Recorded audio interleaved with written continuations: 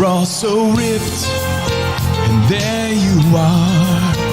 You're looking at your life. You wanna be a star in all the years, and no one knows just how hard you worked. But now it shows with one shining man as his cheeks are divine. With one shining man as I wish his glutes were mine. But yours is short, John Hamm's is long. He's got athletic eyes, admiring ain't wrong. Glorious buns, who will you choose? Forget that belly chest, his ass just lit your fuse. With one shining man ass reach down deep inside. With one shining man ass inspired your man pride.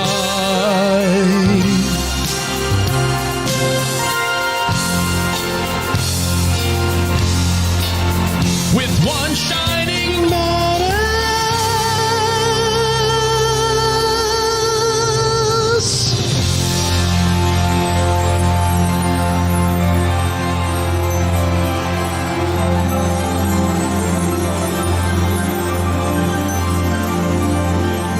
One, two, three, four. Don't mind if I do. Covino and Rich. Are you ready? Honestly, how do I deal with you every day? Get ready. You heard all about it on the radio. Whoa! Yeah! Holy mother nugget! And holy mother meatball! I'm the smartest man alive! You're so ridiculous. What? You're such a fool. Get out of here. Oh, I'm a disc jockey. What's a disc jockey? Turn it up. Turn the show. Here we go. Covino and Rich. Let's go! All right, one shining man ass. It's March Madness, baby. There he is, Dicky Doo. Dunkaroo. What's up, Covino and Rich? Good morning. Welcome to our Patreon. How you doing? Good morning, Rich. Oh, Rich's mic isn't on. That's all right. Relax. We'll figure it out. Oh, here I am. There he is. Oh, there he is. There he Hey, is. buddy. There he is. I'm here. Oral Roberts himself. Yeah. But Spot tells me to mute my mic before the show, and then I forget to unmute it. That's all my fault. Let's be rocking out.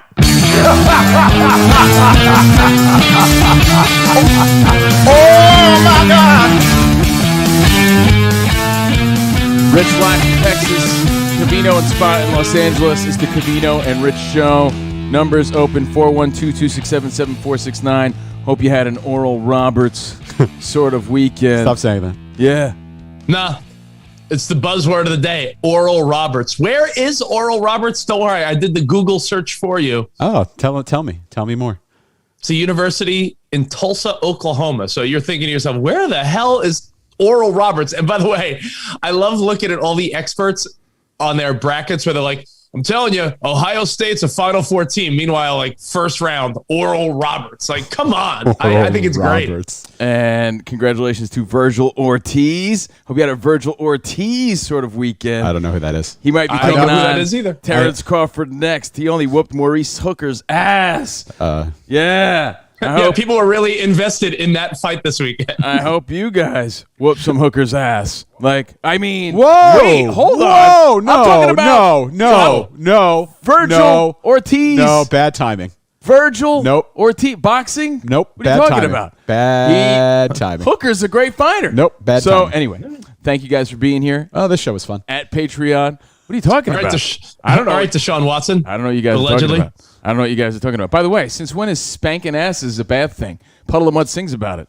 In fact, that was my most awkward moment of the weekend. I'll tell you about it. Hold on to that note. Oh. We're sports. We're entertainment. We're life. I'm Steve Covino. Hi, Steve. That is Rich. That is Spot. Thank you guys for being here. Thanks for telling your friends about our showgram, our Patreon. We have lots to get to in the world of, well, not so much March Madness. or March Madness, but we will touch on some of that, some of the fights, everything that went down this weekend, and just our random observations of life. So thank you guys again for being here, and we welcome anybody that might be new checking us out. And remember, our Best of the Week podcast is up and available for free. If you want to tell people about it, just subscribe and pass the word on. Spread the cheeks, spread the word. We appreciate it. What's up, Yeah, man? that's how we got to hook people. We got to hook people with the Best of the Week. So Gotta hook 'em in. tell your friends to check out the Best of the Week and then we try to get them here. Did you say try to we are? And then try to we are. Then we try to wee them over here. Oh, nice. All right, how was your weekend, buddy boy? It was good, man. I do want to talk about butt cheeks. I want to talk about some college hoops. I want to talk about happy ending massages. I want to talk about all of this stuff. But you said smack that ass. Like, since when is smack that ass a bad thing? There's a song I play on Pop 2K on Sirius XM, and the other day as I introed it, I'm like, with her permission, of course, that Akon and Eminem song, "Smack That Ass on the Floor." Like, are you allowed to smack asses anymore? Yeah. It's a good question. Yo, it's so funny you say that. And, I bring that up. Like I said, the show writes itself sometimes. I didn't Smack that I on didn't, the floor. I didn't Smack necessarily that. going to bring it up in this way, but I was going to talk about that on Friday after I did some exercises. What'd you do? Squat thrusts? My Pee Wee Herman workout. What exercise? Remember when Pee Wee Herman wakes up and he gets out of bed, he's like, "Ugh," and he lifts his 2-pound weights. Yeah. So I did my workout and I did some turbo stuff. And then I had to host a turbo special for Sirius XM Turbo 41. And it was the first time that all of the hosts got together, which for me just is filled with random unnecessary anxiety.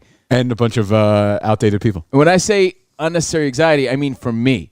I don't think the hosting of this is unnecessary. I was excited to do something different and fun with Hardy, Shannon Guns, who used to work on this show, and Katie Babs, like the whole Turbo team, Turbo Dan and everybody.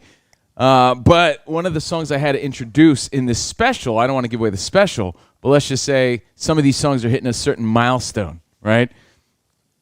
In this special, I had to introduce Puddle of Mud Control, right? And there's a very particular point in the song where it breaks down, Rich, and it goes, "I love the way you look at me. I love the way you smack my ass. I love the dirty things you do. I have control of you." And it goes again, "I love the way you look at me. The way you smack my ass." Right? The whole thing is about smacking my ass. And I said I always found that odd because I like doing the ass smacking. And even that I felt tighten the buttholes in the room. So I go, "How do you guys feel about it?" I'm like, "So it's Covino Turbo, Puddle of Mud, Control. I always loved that song, man. I remember hearing it back in the day and this and that." And then I go, "But the part that always threw me off was the smack in the ass part because, I want to be the guy smacking ass, not getting my ass smacked, right? Right? What do you guys think, right?" And it was like crickets, dude. It was like Really? It was like I caught people off guard. We had to do it again, and cut. All right, we got this again, and I'm like, oh. However, I was highly impressed with how great everybody was. I just think I took everyone by surprise when smacking ass, Rich, is like a touchy scenario nowadays. Meanwhile, I was talking about getting my ass smacked, kind of, sort of. I was just saying I'm not a fan of it. well, I do wonder. None of the people on the Zoom event with you commented on it. They just left you hanging. No, Covino, we don't know what you're talking about. They did second round. We were gonna do a little edit, some radio magic, and it was really funny. But at first, I could see the look in their eyes, which was like, You know what it was? Everyone immediately was like, "Am I allowed to smacking a butt in Right. 2021? Hold on. Not only am I allowed to smacking an ass and admitting to this, but can I admit to my ass being smacked? Because because I'm me, I'd feel weird, I'm not even sure that ever happened. And we touched on it on Thursday's show where we talked about kids disrespecting their parents, right? Briefly, if you missed Thursday's show, we talked about kids disrespecting their parents on social media, and it was an Asian kid that slapped his very prideful Asian dad in the ass just for the likes and laughs of social media. And, I don't think I've ever had my ass smacked by a parent in a sexy scenario, in any scenario, period. Do you want to change that? No, I don't think so. Come on. No. Come It's on. not my thing. Do it for the show. Not my bag, baby. Do it not for the my show. bag. Rich, Spot, it was so you ever funny get to your see ass that. slapped?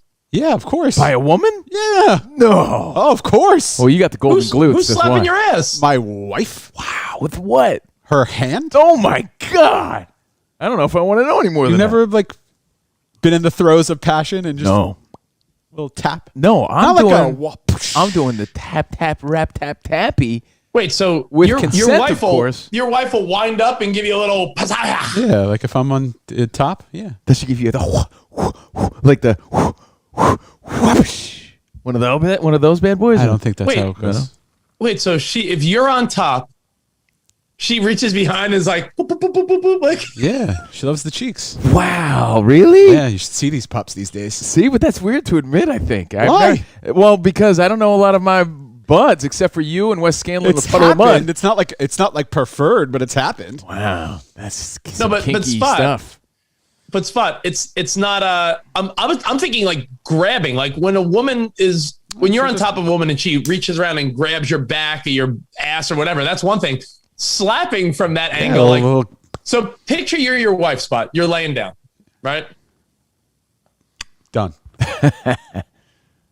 She's reaching around and like slapping your butt this way. Yeah. Oh, I get it. Okay, From bottom, Yeah, like like bottom up. Yeah. She never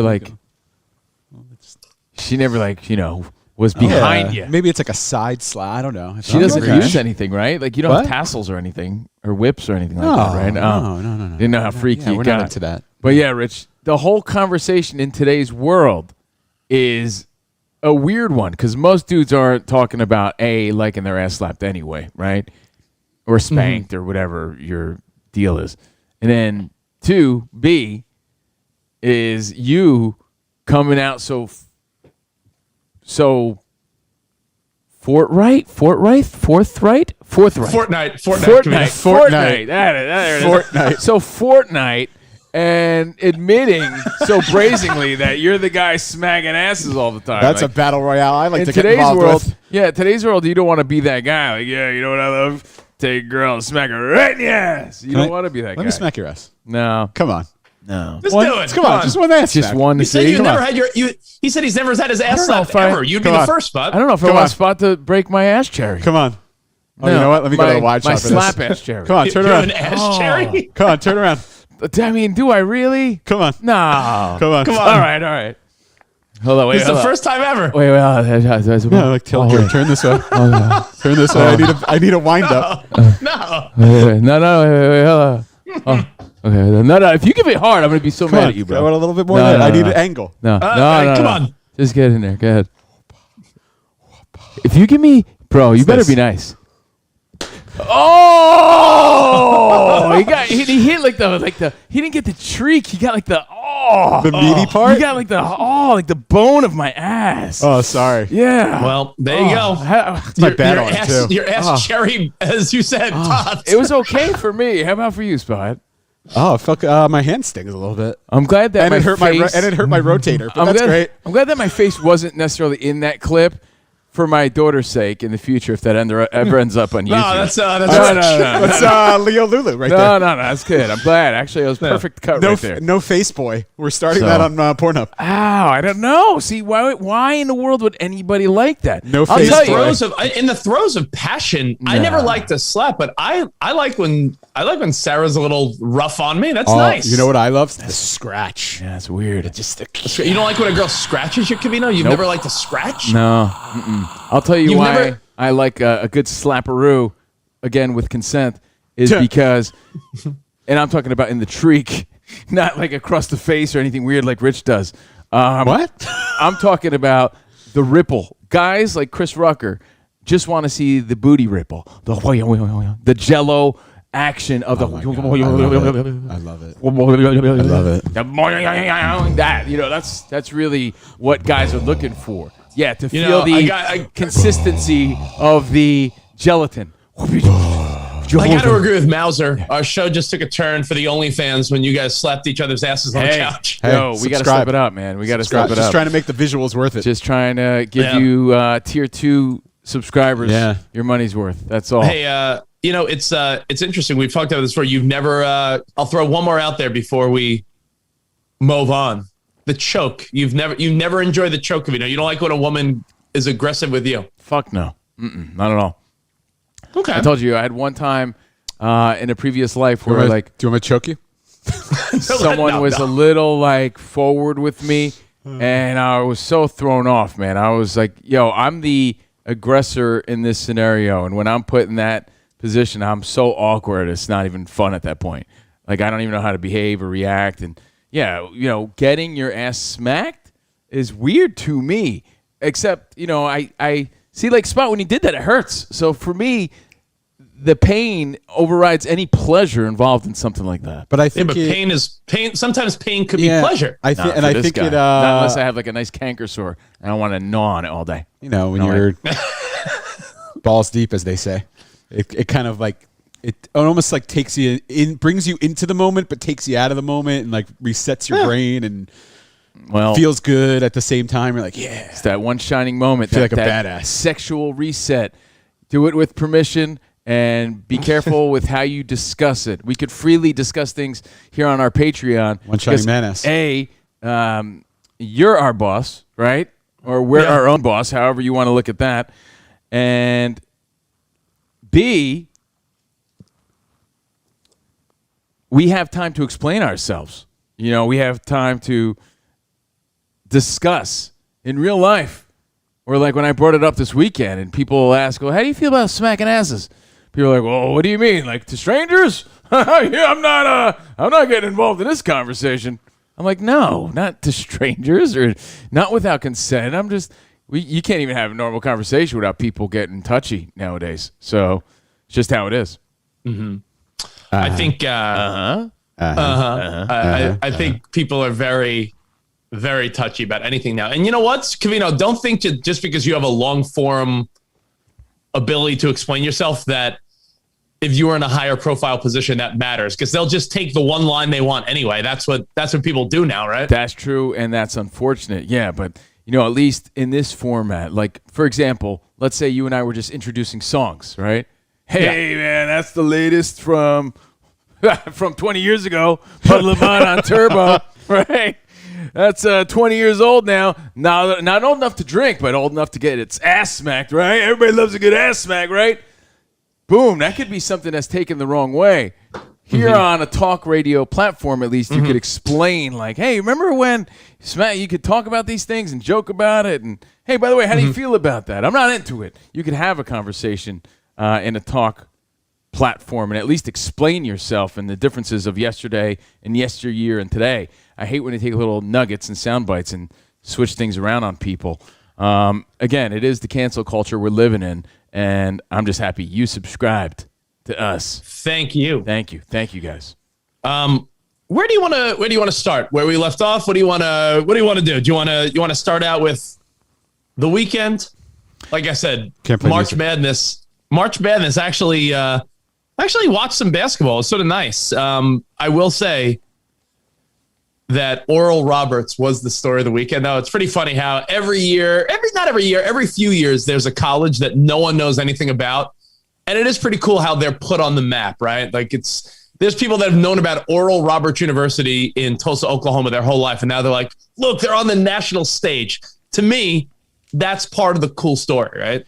Yeah. For me, looking back as a kid, it was Gonzaga. And well, they've been great since. And I was just going to say, this is a defining moment. It's that one shining moment for that school and for that team. It puts them on the map and their opportunity to now stay there and become a household name. Since Gonzaga made it all those years ago, George Harrison style, they've been a name you'd hear for March Madness almost every year. Yeah. And Oral Roberts is one of those new familiar names, and now's their moment. And now's their time to see if, hey, they could stand the test of time and make a bigger name for themselves, upsetting Florida last night to make it into the Sweet 16. Now, I didn't watch really much. I mean, I couldn't avoid it, right? So it was on here and there, but I wasn't tuned in. I saw the highlights. I did my turbo special, Rich. I cleaned up around the house, and I was chilling and watching stupid shit Right. and taking walks, just sort of living. I didn't have Melody this weekend, so I was just like lamping the whole weekend. Yeah, Yeah, I didn't really do seems sort much. of uninteresting. Yeah, I didn't do anything crazy, but I watched that fight you didn't care about. But for as much as you didn't care about the fight, I doubly didn't care about March Madness. I'm not No, proud I know, of that. but I'm just saying did. I would imagine most people Yeah. Oh, for were sure. the opposite. Yeah. Oh, See, yeah. especially since Yeah, like last year, there was no tournament. there was no tournament. Yeah, I think that's what took me out of it. People were kind of like, Ever Wait a since, second. yeah, I don't know. I gave up on March Madness ever since we skipped one. Yo, isn't that pretty wild to think like in 2020 they just were like, yeah, we're scrapping the tournament. I get it. It was the beginning of the pandemic, but It was like pretty the- wild yeah. when you look back. You're like, yo, there was just no March Madness. Who's That to was say? it's like crazy. Who's to say Oral Roberts wasn't making a big name for themselves last year? I know. the NBA had just shut down. Yep. They were I know they were contemplating the March Madness tournament, but then they were just like, nah, nope. Well, Oral Roberts. weird. Now, here's the thing. Here's the thing about Oral Roberts. You don't need to know anything about the players on the team. You don't need to know anything really about what's going on in college basketball this year, other than these are all 18, 19, 20-year-old kids. So it doesn't matter where you play college basketball. If you get a sense of confidence at this stage, that's how these Cinderella runs happen, Covino, because all it takes is an Oral Roberts to be like, shit, we beat Ohio State, we beat Florida. Who can't we beat? Like, they are now playing with a confidence. This is not like a Patrick Mahomes NFL team playing like a shitty team. This is, at this stage of the game, there is no one too good to beat confident 19-year-olds. Hey, Spot, when you're getting a little Oral Roberts, Yeah. By the you way, like to mix it up with a little smacking of the ass or should what? should I keep an Oral Roberts counter in the corner because I feel like you've said it about 30 times. Oral in the Roberts. past. Yeah, we went from smacking asses to Oral Roberts. Oh, there it is. And Let me work on it that. has nothing to do with sex, Mom, if you're listening. But it has to do with playing with a confidence now. Covino, if these kids that go to Oral Roberts, Stop it. who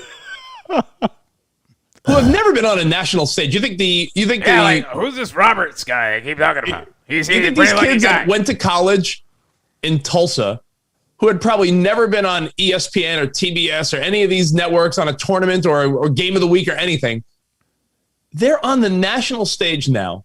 They beat two big-time schools in Ohio State and Florida. And now you're looking at a confidence where if you're one of these kids, you're playing with house money where you're playing so loose, and anyone that plays you is probably like, oh, fuck, they're hot. So it's very weird when you're not a professional. All these mind games are even way more important. 100%. I know they're playing with the house money and full of excitement because they're the underdogs, major upsets, like you said, over the weekend. And they're putting their school on the map, which is a victory in itself, right? Who's cooler than these guys are on top of the world? But there's still got to be a lot of pressure involved playing on that sort of big stage. I would imagine. How? How wouldn't there be? They've exceeded expectations tenfold. So now they go into the Sweet 16. How wouldn't there be? Loosey-goosey. I mean, you say loosey-goosey. I say still pressure-filled. You're in the Sweet 16 with some of the biggest schools, in a David versus Goliath sort of scenario. Again, probably less pressure than the bigger schools, but still a ton of pressure. Excitement and pressure, there's a fine line there. Yeah, excitement, but got to be a lot of pressure playing under the spotlight like this when you come from, especially when you're not used to it. It's like, are you ready for the bright lights? They play Arkansas on Saturday. Arkansas is an 11-point favorite. Arkansas is a 3 seed, and they're probably thinking to themselves like, oh man, like Oral Roberts. So like they never thought in a million years they would be playing this college, let alone a bunch of, like I said, super confident, not caring, house money kids from Tulsa. He said oral. Yeah, like Roberts getting a lot of action. So Arkansas just beat Texas Tech by 2 yesterday. So More of my I don't friends. know. I think it's interesting. I If think you- I love these stories because these, Of course. it's like I said, it's not professional. So anything can happen on even a larger scale. That's the If fun of it. you follow the trends. Oral Roberts was a name that you heard or saw or read all weekend, right? I'm with you, Rich. Never even heard of it. Never even heard of Oral Roberts. Stop it. From Tulsa.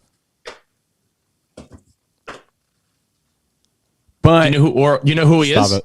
if you know, but I'm sure you Googled it, so let me know. If you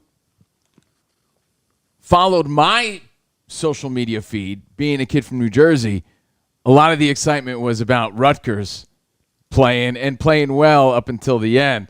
But yeah, a lot of my friends were like, bro, fucking Rutgers, bro. Rutgers, New Jersey. They blew it yesterday. They were winning and they blew it. Totally blew it at the end. But, a lot of excitement from my East Coast friends who, grew up knowing Rutgers or maybe going to Rutgers. My Uncle Bill, who graduated from the School of Pharmacy at Rutgers. A lot of my family went to Rutgers, actually. But it was Oral big. Roberts was a controversial religious figure. Oh, Oral Roberts. There goes their hype. That'll be exposed today. Thought it was a sex move. From the 80s. Yeah, he was like a televangelist who had like millions of people following him. Had no idea. But yeah, a lot of college basketball talk, and in the world of the NBA, some really big injuries from LeBron to LaMelo that we'll probably get to in our rando news. So I hope you had more of an Oral Roberts weekend, less of a LaMelo LeBron weekend. Like I said before, a Virgil Ortiz sort of weekend with a big win over Maurice Hooker. So sports, entertainment, some life. Rich, I'll tell you my biggest takeaway of the March Madness weekend. Again, everyone's going to be talking about the stats. Everyone's going to be talking about how many rebounds Johnny Appletreat's got for Oral Roberts. I'm here to talk about something else that's in the news, too. Oral Roberts. That has to do with college basketball that you probably saw that's more interesting to me. Because, again, if you want sports highlights, there's plenty of that. I just want to know Rich's take on this. We're girl dads, right? So, we have to always be on the side of the women. That's how I feel about it. Like, all right, well, what do I want from my kid? What do I want from my daughter growing up, right? And what's fair and what's not fair? And that's the tough conversation when it comes to women's basketball and men's basketball. Spot, I don't know if you saw this, right? Because you were busy flexing probably. Over the weekend, Sedona Prince, Oregon's. You only say Oregon when the trail. I know. I would say Oregon. Oregon. I'm only questioning myself because I'm on the radio. Yep. Oregon Trails. Oregon Sedona Prince shared a video over the weekend. You can probably find this on ESPN or SportsCenter. It doesn't matter. But she shared a video of, this is the weight room for all the men in the March Madness tournament, right? And it's like this high-end facility of weights and workout equipment, and it's big. It's like as far as the eyes could see. And she goes, and this is our workout facility. And I shit you not, it was just a little pyramid of weights. Shut up. Yo, Spot, I was like, that has to be a joke, right? Sure enough, that story went really viral and caused a big stir and a big commotion where, the NCAA is like, no, that's not what's going on. It's space related, and it has to do with the space and, how much space we have. And then she, debunked that, too, because she's like, yeah, that's horseshit, because look how much – that's the video, Spot. Yeah, I know. She goes, because look how much space that we have. It was like an empty area. Okay, so they're like, well, executives don't know how to feel about this, especially in today's world of equality and doing the right thing. And, then you have to say, okay, put it in perspective of what the WNBA means to the NBA, right? Yeah, they're talented. Yeah, they're superstars. Yeah, they're great at what they do. Yeah, it's important. And yeah, women's college basketball is really important and really popular. But I'm sure it's coming from the place of, these are the cash cows. These are the guys that are making all our money. Men's college basketball is still top notch. Yeah. So they're going to get these accommodations. Does it make it right? No. Does it make it fair? No. But do I understand? Maybe. A little Well, bit, but no, in, I'll guess tell you what? why- In I'll real tell you life, why. you can't say that. In No. real life, you can't say that shit. Oh yeah. Oh, you can. I'll tell you why there's a big difference. It's here. wow. It's a wow. Like, wow, really though? Wow. Yeah, it's a wow moment, Rich. When you like, seriously? Well, that's pretty. it's fun. If you have the clip, play it real quick. Yeah. This is Because it's worth it if you haven't it seen is. it. Go ahead. It's unbelievable, actually. But Y'all. So for the NCAA March Madness, the biggest tournament in college basketball for women, this is our weight room. Let me show y'all the men's weight room. That's pretty sweet. yeah, It's a nice gym. it's a real nice setup they got. Look at it, they're still working on it. Now, when pictures of our weight room got released versus the men's, the NCAA came out with a statement saying that it wasn't money, it was space that was a problem. Let me show y'all something else. Here's our practice court, right? And then here's that weight room. And then here's all this extra space. Okay. If you aren't upset about this problem, then you're a part of it. I got am something upset to show about it. y'all. I'm I'll upset about it. I'll tell you what. Go ahead, Rich. You tell me first. I'll tell you why That I one pec am deck in that whole upset. gym. I think there's a huge distinction between collegiate sports and professional sports because college, women's sports and men's sports have to be treated equal because the kids aren't being paid. Yeah, you could say scholarships, but it's college. It's different than the pros. Like the NBA versus the WNBA, nobody cares about the WNBA. In fact, the WNBA, I could see where if it were a professional sport comparison, I take the side of the, like, no one cares about women's professional basketball compared to the NBA. But this is college, Covino. This is supposed to be amateur college. It's kids. Like, it's a difference. This is terribly wrong. On my sliding scale of awesome spot, Oh, I'm just throwing this out there because we have a new graphic. But on my sliding scale of awesome, I put this way, way into the green, way to the left, all the way to the left. Here's why. the Covino at Henry Winkler's house. Me, from me at my fattest to me at pretty awesome. I put it all the way to me at my fattest on my sliding scale of awesome. It's in the weak territory for sure. Definitely. Because I would expect. Here's my sexist, chauvinistic, old school mindset. Out in the open, I would expect that the women's facility, or assume, not expect, like this is what I'm expecting.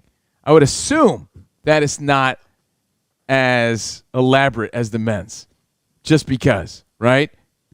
But when you show me that this is really what they gave to them to work out with, a fucking set of Hulk Hogan weights, like that, like, yo, I'm serious. Like, it's one thing to have, like, not as much, right? Yeah. Like, that would have made sense to me. Like, oh, okay. They're not pumping iron as much as the men are. And that's fair. And that's a fair statement. That's what I'm saying, right? But then to see the actual, like, you know what it's like? It's like when you tip somebody $1 and the guy's like, you know what? Just fucking keep your tip. You know what? I don't need your dollar. You know? They might as well not have given him anything, because giving him that little weight set that they gave him, my Hulk Hogan weight set that Rich had, is more Did they have hand insulting. grippies? Yeah. Did they have the Hulk? Did they have the Hulkster hand grippies? The red hand grippies, is more insulting when you see, like, they got nothing. That is ridiculous. Like, if that, and at first I was waiting, I'm like, that can't be the real story. That has to be like another room somewhere, another sort of facility. There's no way they just gave him one little rack of weights. Can they even lift those? Come on. By the way, kidding. when I say, guys, for people who are just listening and missed this story, when I tell you that this man had a beautiful facility to work out in and the women had a rack of weights, I'm talking about your buddy's garage. That little rack of weights that he has. That looks like a triangle. Yeah, that's what they gave Yeah. all of the women who made it this far, like our elite women who kicked so much ass this year. It's terribly It's wrong. terrible. And you're forgetting the collegiate angle makes it even worse, Covino, Yeah. because, No, again, you're right. this is, Covino, this is amateur college kids playing. This is not professional. You can't argue like, well, the NBA makes this money, the WNBA does this. No, this is college sports. Money disgusting. should be the backdrop. This is supposed to be about collegiate. Look at that thing. Sport. What do they say? Why don't the kids get paid? Let's see. Why don't the kids get paid? 3, 4, 5. There's 6 sets. 6 and what is Six that? sets, So what do you 12 think? weights. What do you think that is? You think that's like a 15-pounder on the bottom? Like a 20-pounder. 20 pounder, Yeah, 20, they probably- 15. they probably- Yeah, 20 they pounds. probably Oh, yeah, get five, they probably get 5s, 10s, 15s, One? 20s, No. and 25s at Those, the bottom. those are probably 2. It's probably 1, Oh, 2, 1, 2. 3, 5, 10, 20. Fucking the weakest, bro. Like, if you don't see this story and you only hear about it, you're like, well, you know, man, pumping iron, working out, man, being man. I get it. Until you see really what the accommodations were, you're like, holy shit, that's not equality. That's not change. That's more the same. I mean, listen, In their defense, weights have gotten really expensive since the pandemic. Yeah. They're very hard to find and very expensive. So maybe they just couldn't. Maybe it wasn't affordable. That's wild, man. But the reality is, this is a completely separate topic than one that I feel different on, believe it or not. Like, you could, I think this is a travesty. I think this is terrible. I think collegiate women athletes should have the same exact opportunities and facilities as a man. Now, if you ask me about professional sports, I'm not going to have the same opinion because those are businesses. Do you see the difference? Well, I still think that these college organizations run like businesses. So I see They what do, you're and that's saying. the problem, Covino. It They is the claim problem. to be, you know, about education and this and that. Meanwhile, like the reality is, what runs a college? It's sports programs, right? Well, That's sort of what and runs a it's- college. It's men's, for as popular as women's sports are, especially at the college level. It's still men's sports that sort of run that shit. But Rich, I got to tell you, to wrap it up, man, what really blew my mind was that in today's world, especially, where everyone's really watching their every move and their every step, where these women are so important to their schools and everyone's so proud of what they've done and accomplished, that these are the accommodations that they get in today's world, right there side by side with the guys. Like, that is fucking berserk to me that someone could drop the ball like that. This graphic floating around, I'm sure. Oh, yeah. Sue Bird. And I feel like it. I don't know why I saw it recently, but Hey, man, that's it's sad. the comparison of the NBA to the WNBA. Sue And Bird- you're right. It's the business aspect. Sue Bird and LeBron James both have played 17 seasons professionally. They both have 4 championships, and Sue Bird made $215,000 last year. LeBron made $37.44 million. He got Again- a $370,000 bonus for winning, and she got an $11,000 bonus for winning. Again, Rich is taking the business side of this. That's the difference. I get it. In college, it shouldn't be. I would have expected still a difference in college, Rich, but not that drastic of a difference. Legally, you can't have a difference in college. Now, professionally, right? If you're going to compare Sue Bird and LeBron James or any female professional athlete and male athlete, I saw a lot of people saying, is it on women to support women's sports more if they want them to become popular? Because there's more women than men, yet are women getting together the same way guys would get together for, we're all going to get together and watch March Madness. Are women getting together to watch female March Madness? I It think shouldn't even be it's- called female March Madness, I saw someone say. It's, but uh, are you Is that what they call it? Do they call it female? No, March I'm Madness? saying, like, are Jordan and her girlfriends getting together to watch the women's NCAA tournament? No. March But that answers the question again. So I think it's a totally fair point.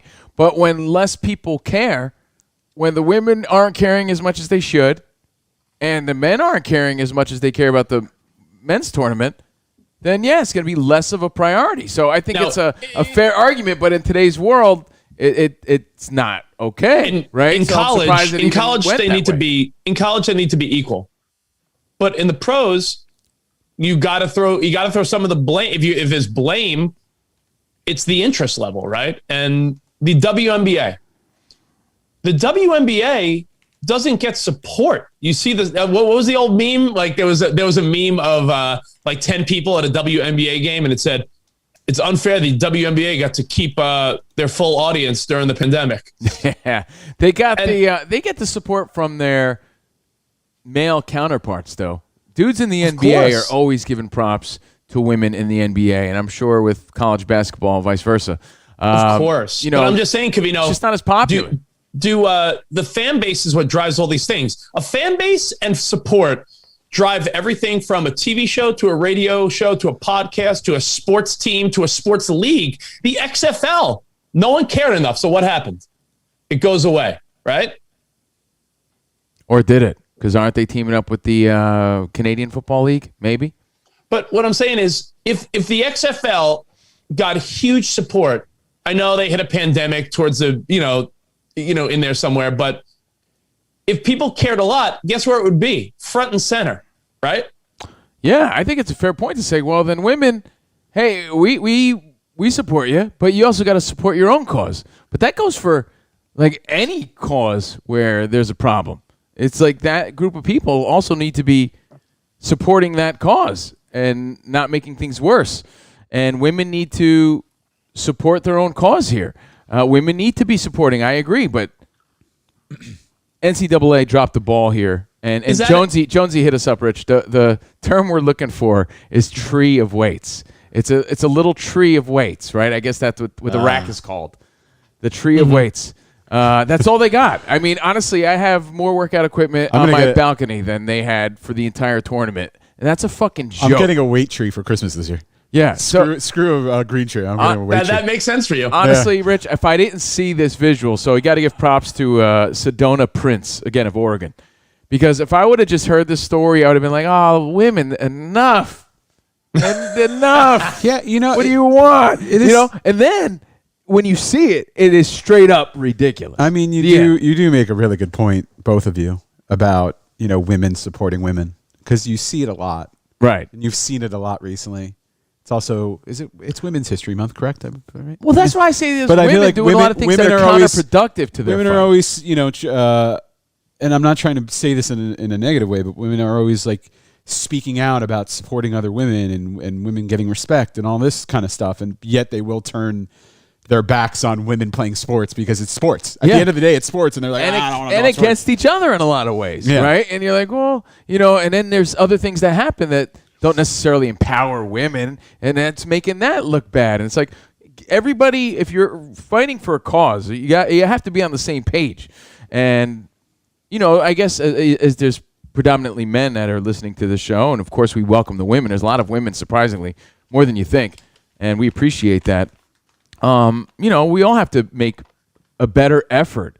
And like I said, as a girl dad, quoting the great Kobe Bryant here, as a girl dad, like I have to think of it that way. Like, do I think it's fair that the dudes are getting treated better than my daughter would be? Yeah, I think that's horseshit. Fuck that. Yeah. No, listen, I'm telling you, the girl made a great point. I think we could all agree. Yeah. But it was wild. Visually, it was wild. How are they going to do those like dope ass squats where they stick their ass out without the rack? Yeah. Without that rack. How are they going to do that workout? Bree brings up a good point. What's up, Bree Miller? Hey, Bree. She said, I really hate when folks say, if you aren't mad, sad, glad, or whatever about such and such, you're part of the problem. It's not as blanket statement. It's not as blanketed as that. And that phrase is getting old. I agree with that. You can't be like, if you don't see something wrong with this, you're part of the problem. That's a very. Well, what's your answer to that, Rich? Like maybe you don't all right, ready? I didn't see the problem with this until I saw the problem with it. Mm-hmm. Is that okay? Because I would have been like, oh, come on. Look, they're not going to be in the gym lifting as much as the dudes because I'm a sexist caveman, right? But then when you really see the disparity here, you're like, oh, fuck, yeah, that's not cool. And I'm not even being like a PC, like, hey, this is a great conversation where I could be a real good, guy. No, it's absurd. This is absurd. Like, this is just an absurd scenario that you have to bring up. No, it's like, you do need to provide equal facilities. Like, it's legal. You need to provide legal, equal facilities. I just think there's something to be said about once you get to professional level or business setting, when people show that like Sue Bird, LeBron James graphic, or they start comparing professional stuff versus collegiate, there has to be an interest level, and the interest level is just not there, right? There's guy stuff that there's no interest level on. Give me something that stereotypically women love, Covino. Give me something stereotypically women love. Fashion. Sex in the City. Oh. Or in the early 2000s. Sex in the City. That's a good one. Her handbags. Okay. Kardashians. If there were something... Women love to shop. Women be shopping. Women be shopping. Women be shopping. They do love to shop. I mean, they do love to shop. Women love to shop. You They can't do shop. you can't expect if they made a man version of something women love. You can't expect it to get the equal support if no one's buying it. If all of a sudden, like, if they expected men to buy the same number of handbags that women bought, and then be mad when it doesn't happen, that's not the fight and the problem, right? And Baxter brings up something else too that's really interesting. Amanda Nunes, right, of the UFC, is an amazing beast and completely underpaid for what she does. Now, I don't have the stats in front of me, but there's no doubt that Amanda Nunes probably makes less than a Bones Jones or a Conor McGregor or, you know, any other UFC superstar.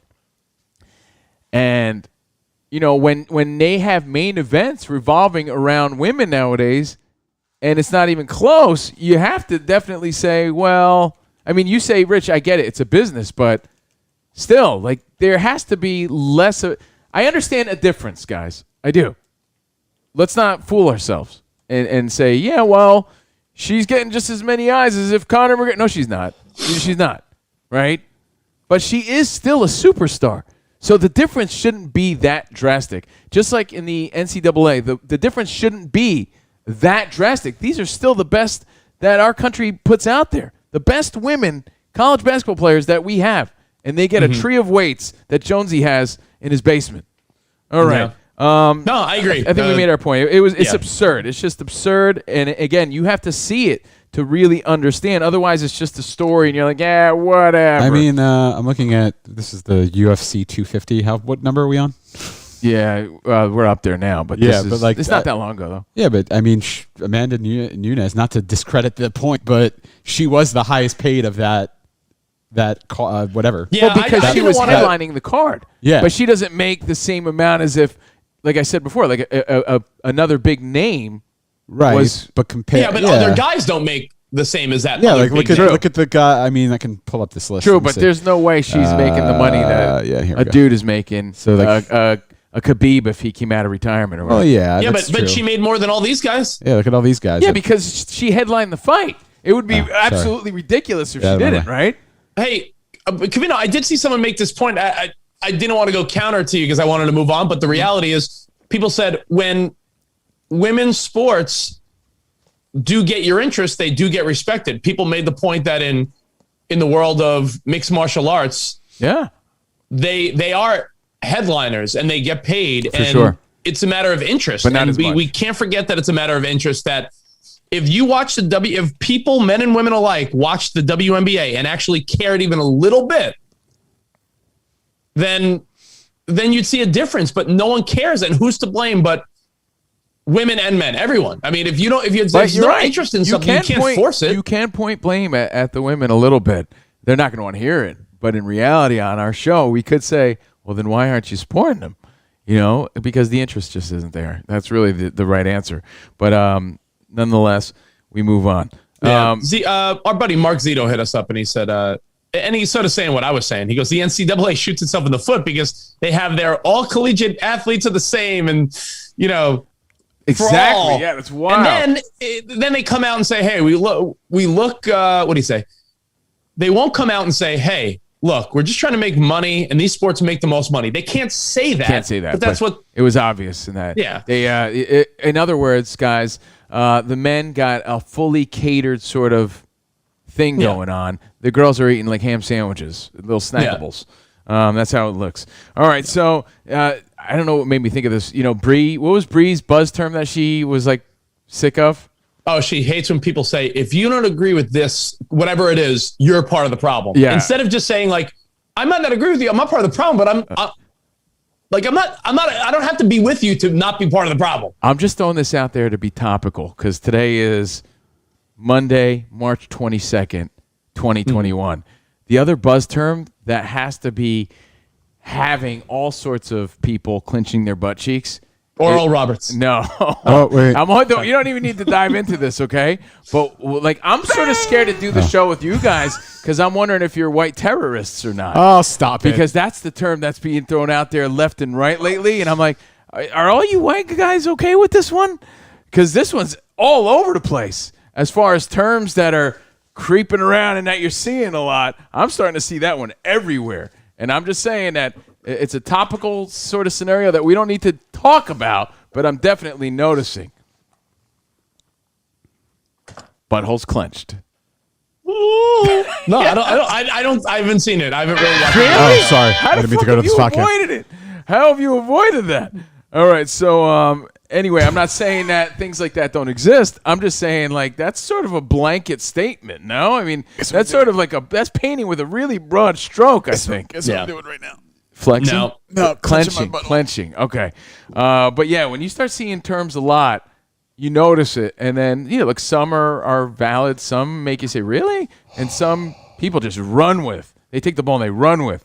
But anyway, that's this weekend of your college sports and things that I'm noticing online. And even I was shocked, and I could be a sexist asshole sometimes.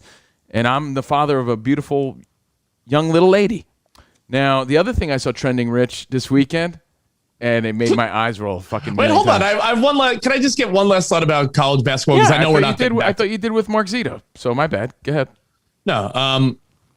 I wanted to bring up the point that, first of all, I saw Lebitard posted this. Did you see? I'm going to screen share Spot. What'd you call me? Oh,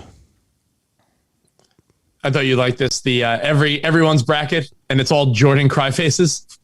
oh wait, hang on. Yeah, that's a good one. That's a good one. It's a really good one. It's a good one. But I posted something yesterday, and I got like not a lot, but a few comments of people saying like, you never care about college basketball. You never talk about Syracuse, and you post and I posted a picture of me at a game in college. They're right, you know. I mean, Like Morgan Freeman says, they're right, you know. Or as what's his name from The Office with the glasses? What's his name? Dwight. Dwight from The Office. It's true. But I posted a picture of when we used to paint our chests and go to all the games, and we were in the front row of every game for 4 years. Are you the C? What's up? Are you the C? Yeah, I'm the C. You couldn't tell that I'm the C? Yeah, for cornball. Yeah. You know what? The only thing I don't like about this picture is how the two guys in the front have jester hats on, and you're wearing a bucket hat. You should definitely be wearing the jester hat. There's two jester hat. No, there's just three jester hat, jester jester hat, regular hat, regular hat, jester hat. You should definitely be Yeah, wearing a the jester hat consistency is killing me. because you're a clown. Well, I was just saying yesterday that it feels like I just put on Instagram. I put hey, it feels like a lifetime ago that we would drink shitty beer, paint our chest, and run to the Carrier Dome and hang out at all the football and basketball games. And someone's like, "You never talk about Syracuse sports." I'm like, "Yeah, but isn't it March Madness? Isn't that the time when you could just randomly like root for your college?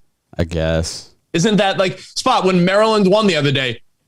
Not one of your college buddies was like, "Yeah, go Maryland." Like it's what you do. That's what you went there. You lived there for 4 years. It's part of your story. I looked at that picture and I just thought to myself, I wish I had a picture of me in college. That would have been cool. You don't have one photo of you in college? Not really. In Bone Hall? Like wearing a Jalen Rose jersey in my dorm room. That's about it. Like flexing. Like I don't have Spot, any. Really. When Maryland wins a ton big of football pictures when, from when college. Maryland wins a big football or basketball game, you don't have any college friends that hit you up like, "Yo, Maryland." No, I mean, no. I mean, I appreciate it, but like no one hits me up. Who are you friends with from college? Sam. I mean, do you have any people you still Sam. talk to from college? Yeah, we don't like talk about sports and stuff. Did you go to all the games when you were there? Yeah, I did actually. Spot was in the Yeah, marching so- band. No, I Yeah, love, so I you- love to go to games. Yeah, it was part of your thing. Like you would get like the student season ticket to the Yeah. basketball games or I'm football not being games. rude, Rich, but what are you saying though? Like I go was fuck the last. yourself. I was like, the last year at Cole Fieldhouse at Maryland. Like- and then they opened up the Comcast Arena. Don't hold back.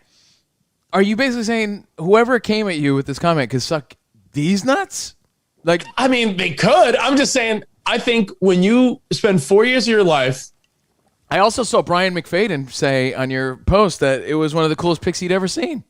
Yeah, So our I mean, buddy people Brian like, McFadden. people liked your pick. I mean, Why do you focus? There you go, focusing on the negative. No, I'm saying it's because I've seen that sentiment not just with me. I think when you go to a school, you first of all, you're more affiliated with your school than any other quote sports team because you live there. You were actually part of it. Like when you say if the Yankees win, Covino, you can't really say we won. You're not a fucking Yankee. But if Montclair State did something great, you could say we because you were part of it. You graduated from there. You spent 4 years of your life being part of that university, and you paid to be there. It's part of your life. I wouldn't argue that at all. So I think if anyone college said sports that shit to me, I would have told him to suck my ass. No, but I think college sports is the one sport or the one. Yeah, you're not front running. You went there. Yeah, I don't think there's such a thing as front running or even fair weather because I think it's part of. Agreed. It's part of you. It's not weird. It's like I will agree that you don't talk about in college sports a lot, but I'll never say that you don't have the right to support your alma mater. Yeah, so. I think it's different than professional sports. Like if you have a friend that hasn't talked about his love of the Broncos in 10 years, and all of a sudden he's like, the Broncos are good. He's like, yeah, go Broncos. You're like, where have you been? I don't think the same could be said about college. I think college, you could just come and go when you want. It's part of your story. By the way, you know what a cooler story is? Not like how hard you root for Syracuse, but like those dudes in that picture. Like here you are courtside bonding with these goons, right? Like what's your relationship with those guys now? Those dudes. These dudes? Yeah, Bucket Hat Jenkins. Show me the dudes, Jester Rich. Jones. All right, I'll share it again. McGillicuddy. I only found this photo because one of the guys DM'd it to me and he goes, yo, look what I found. So, yeah, it's a cool picture. Yeah, the guy, the A. And by the way, look the at guy next to me in Syracuse. A is a buddy of mine, Josh, who lives at the time, I remember he was from Denver. And he was one of the guys. All the other guys? Who brought their kid and ruined the whole thing? Dude, no one had a kid. We were 18, 19 years old, Spot. I think it was just a kid that photobombed us. Oh, he ruined it. Yeah, he fucking ruined it. He ruined the whole shot. He ruined the whole shot. Yeah, and your Asics also ruined the whole shot. It's like Syracuse, fucking little snot-nosed kid, E. Yeah, I know. Kid. He fucked it up. There's no apostrophe after the S and the E. Get that kid out of here. To be here. honest, I can't tell you where any of those guys are. I don't know where one of those guys are right now. That's to me, that's the story. I thought, didn't you do because you know what else Rich doesn't talk about? Oh, his bond with these bros of his. Yeah, I don't know any of these dudes. And your buddy Lazito was the orange, right? He was the orange. Mascot? He was the mascot. Yeah. So okay. But it's college is one of those things where my relationships weren't as strong because everyone had different goals in college. Everyone was doing different things. Like they were more like your you know how what do they say? Friendships, some are for a lifetime, some are for a moment or whatever. Those are more like good guys to party with in the moment. Did you do that every game or did you do it just for that game so you could get good seats? We did it. And the athletic director was like, oh, you guys are great. This is hilarious. We did it again. And the athletic director came to us and goes, do you guys want to sit in the front row every game? Oh. We're like, yeah, sure. Let's do it. There it is, the C for the cornball. Come on in. Come on in.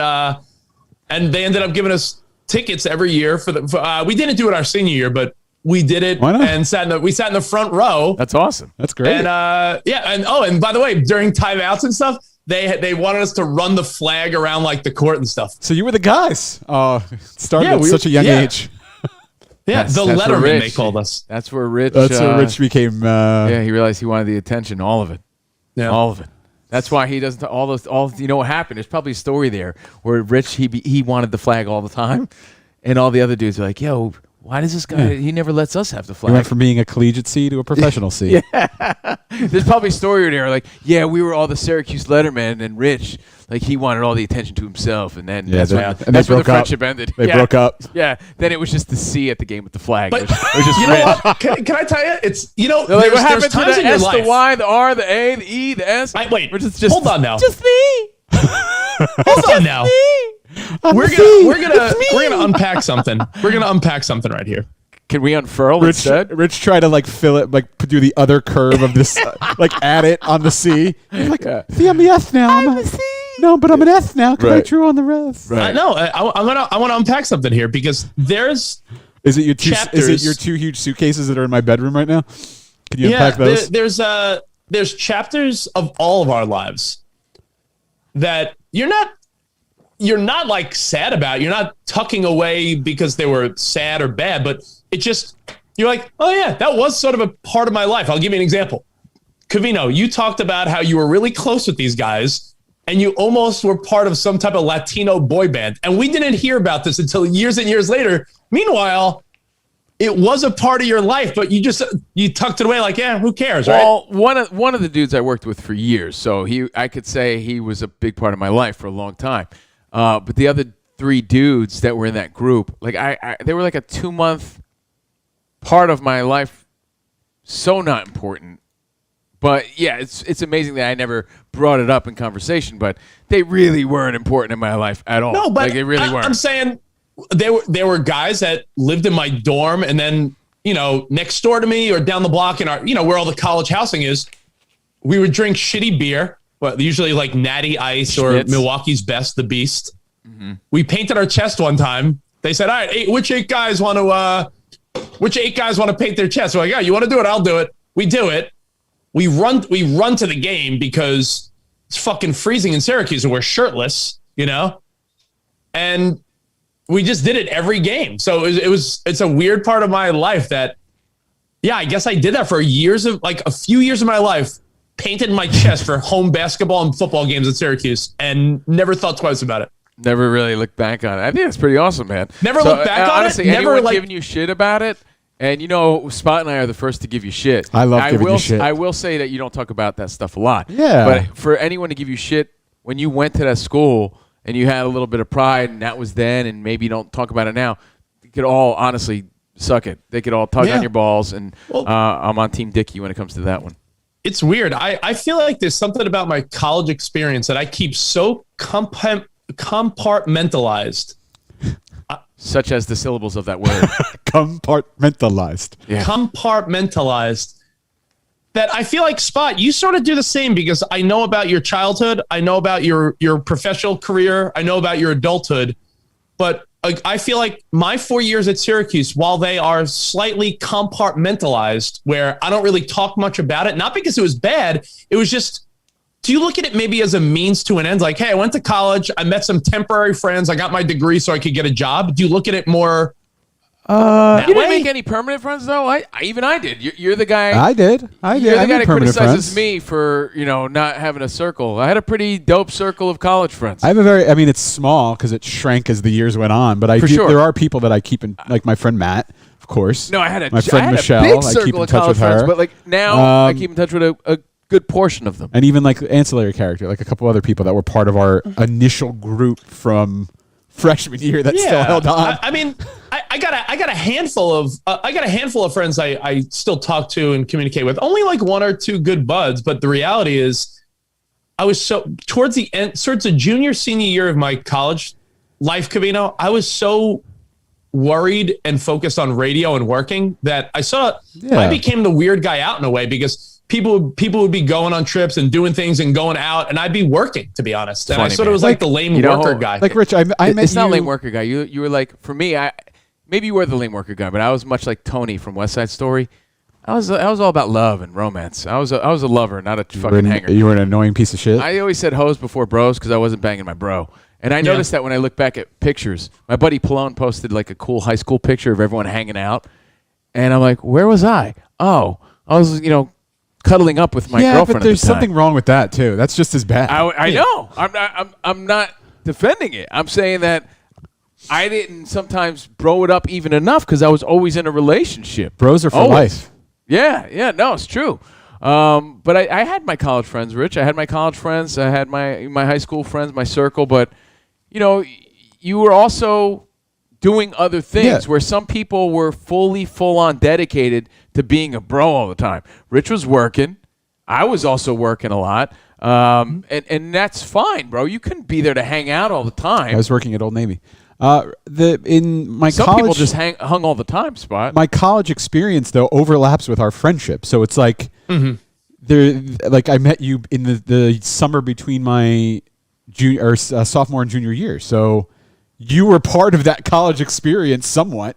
Yeah, it was just in a weird way. So stories pop up every so often, but it was such a chunk of like, I don't want to say mundane life, but it was, you really were. It was like school, you know, and then the occasional stories will bubble up. It's, I don't look at my years there and I don't really remember much of the academic of it. Then there's also times where I'm like, yeah, I partied a lot, but I feel like the second half of college or university for a lot of people, where some people chose the route of like, all right, I'm just going to rage and party. Other people were like, all right, what am I going to do after this? And I think that's where separations of friendships happen. That's what I'm saying. Look, I had a college girlfriend, and I was also interning and doing other shit. Other dudes chose to not necessarily have a girlfriend. And do keg stands and do keg stands all the time. So, you know, there's going to be a deeper bond with those guys, I'm sure, than with you and those guys, because you were on a different path. But it doesn't mean that your memories are any less. That's how I see it. No, you know? I look at it like I didn't go to my graduation. I think really? that's fucking weird. Yeah, because I was Kid Kelly's like, you got to be on the air that day. I was like, all right. You didn't go to your own graduation? Yeah, but Rich is also the guy that defends it. I'm like, yeah, I mean, like, I think that's odd. Hell, I went to my graduation and I wasn't even officially graduating yet. Yeah, I just I was working that day, so I was like, what yeah, more what am class I gonna to do? take? Am I gonna make money, or am I gonna go walk with 1,000 people and pretend like it matters? How did you? It does matter. Yeah, it You're does downplaying matter. it. You're downplaying it, and I think my family honestly, came down and I know they work took saw priority, it. but They yeah, watched I it. think you made the bad choice there, and your goofy mentor steered you wrong, to be honest. Although he steered you right in so many other ways. Yeah. I think you should have walked. What, do you think you were like some character in a movie? You should have been like, choosing I was between your the profession C. and your. I was the C. You know, you should have. Yeah, I don't know. I just said, am I gonna go up to Syracuse just to walk at a graduation? I was like, I'm doing stuff. Nah, I get it. I mean, at the time, you were thinking different, right? Looking back, I was thinking about making money. Yeah. So whatever. Hey man, college days, reminiscing. College, man. Shout out to Lorenzo and J Rod and Donald Funk and all the dudes. My buddy Brian, all my college friends that still support me till this day. I appreciate you know what? them. If your college is still in the NCAA tournament, text 20-year-old buddies and be like, "Hey, what's up?" You know that maybe that's the reminder too, right? Yeah, it makes you think back to those times for sure. You know, when I was seeing all the hoopla about Oral Roberts and Rich posting his picture, and I started thinking about my pictures and do I have any cool college photos and stuff? And I have a few, like few and far between. I was the only guy probably taking pictures, so I'm not in any of them. But it makes you look back at that blip. Right. But that important blip. Oral Roberts. That important blip. And on Covino's sliding scale of awesome, if you want to just take advantage of all of our new visuals. My college days are right there, man. Right between orange and red. Oh, yeah. Not wow. all the way to the right. But it was a great experience for me. I made great friends. I had a great college girlfriend. I have nothing but great memories looking back. College radio was fun. I got an internship. It was a fun time in my life for sure, and it does make you think about those things when March Madness creeps up. Now, something else that was trending all weekend, Rich, besides March Madness and Oral Roberts, 47, All right. Yeah. is the Snyder Cut. And as my joke went, and is so obvious. Oh, you mean the haircut my dad had? It's okay. That joke was great. It's okay. Just a little less on the sides would have been. That joke really made you seem awesome and relevant. I know. Yeah, but I mean, the joke is in me. Wow, really knowing bringing the it. heat, Steve. Yeah. Oh, the Snyder Cut? You mean the one my dad still has? Yeah. Bringing it. I think he should bring it a little closer to the sides, I think, Yeah. Less Good poofy.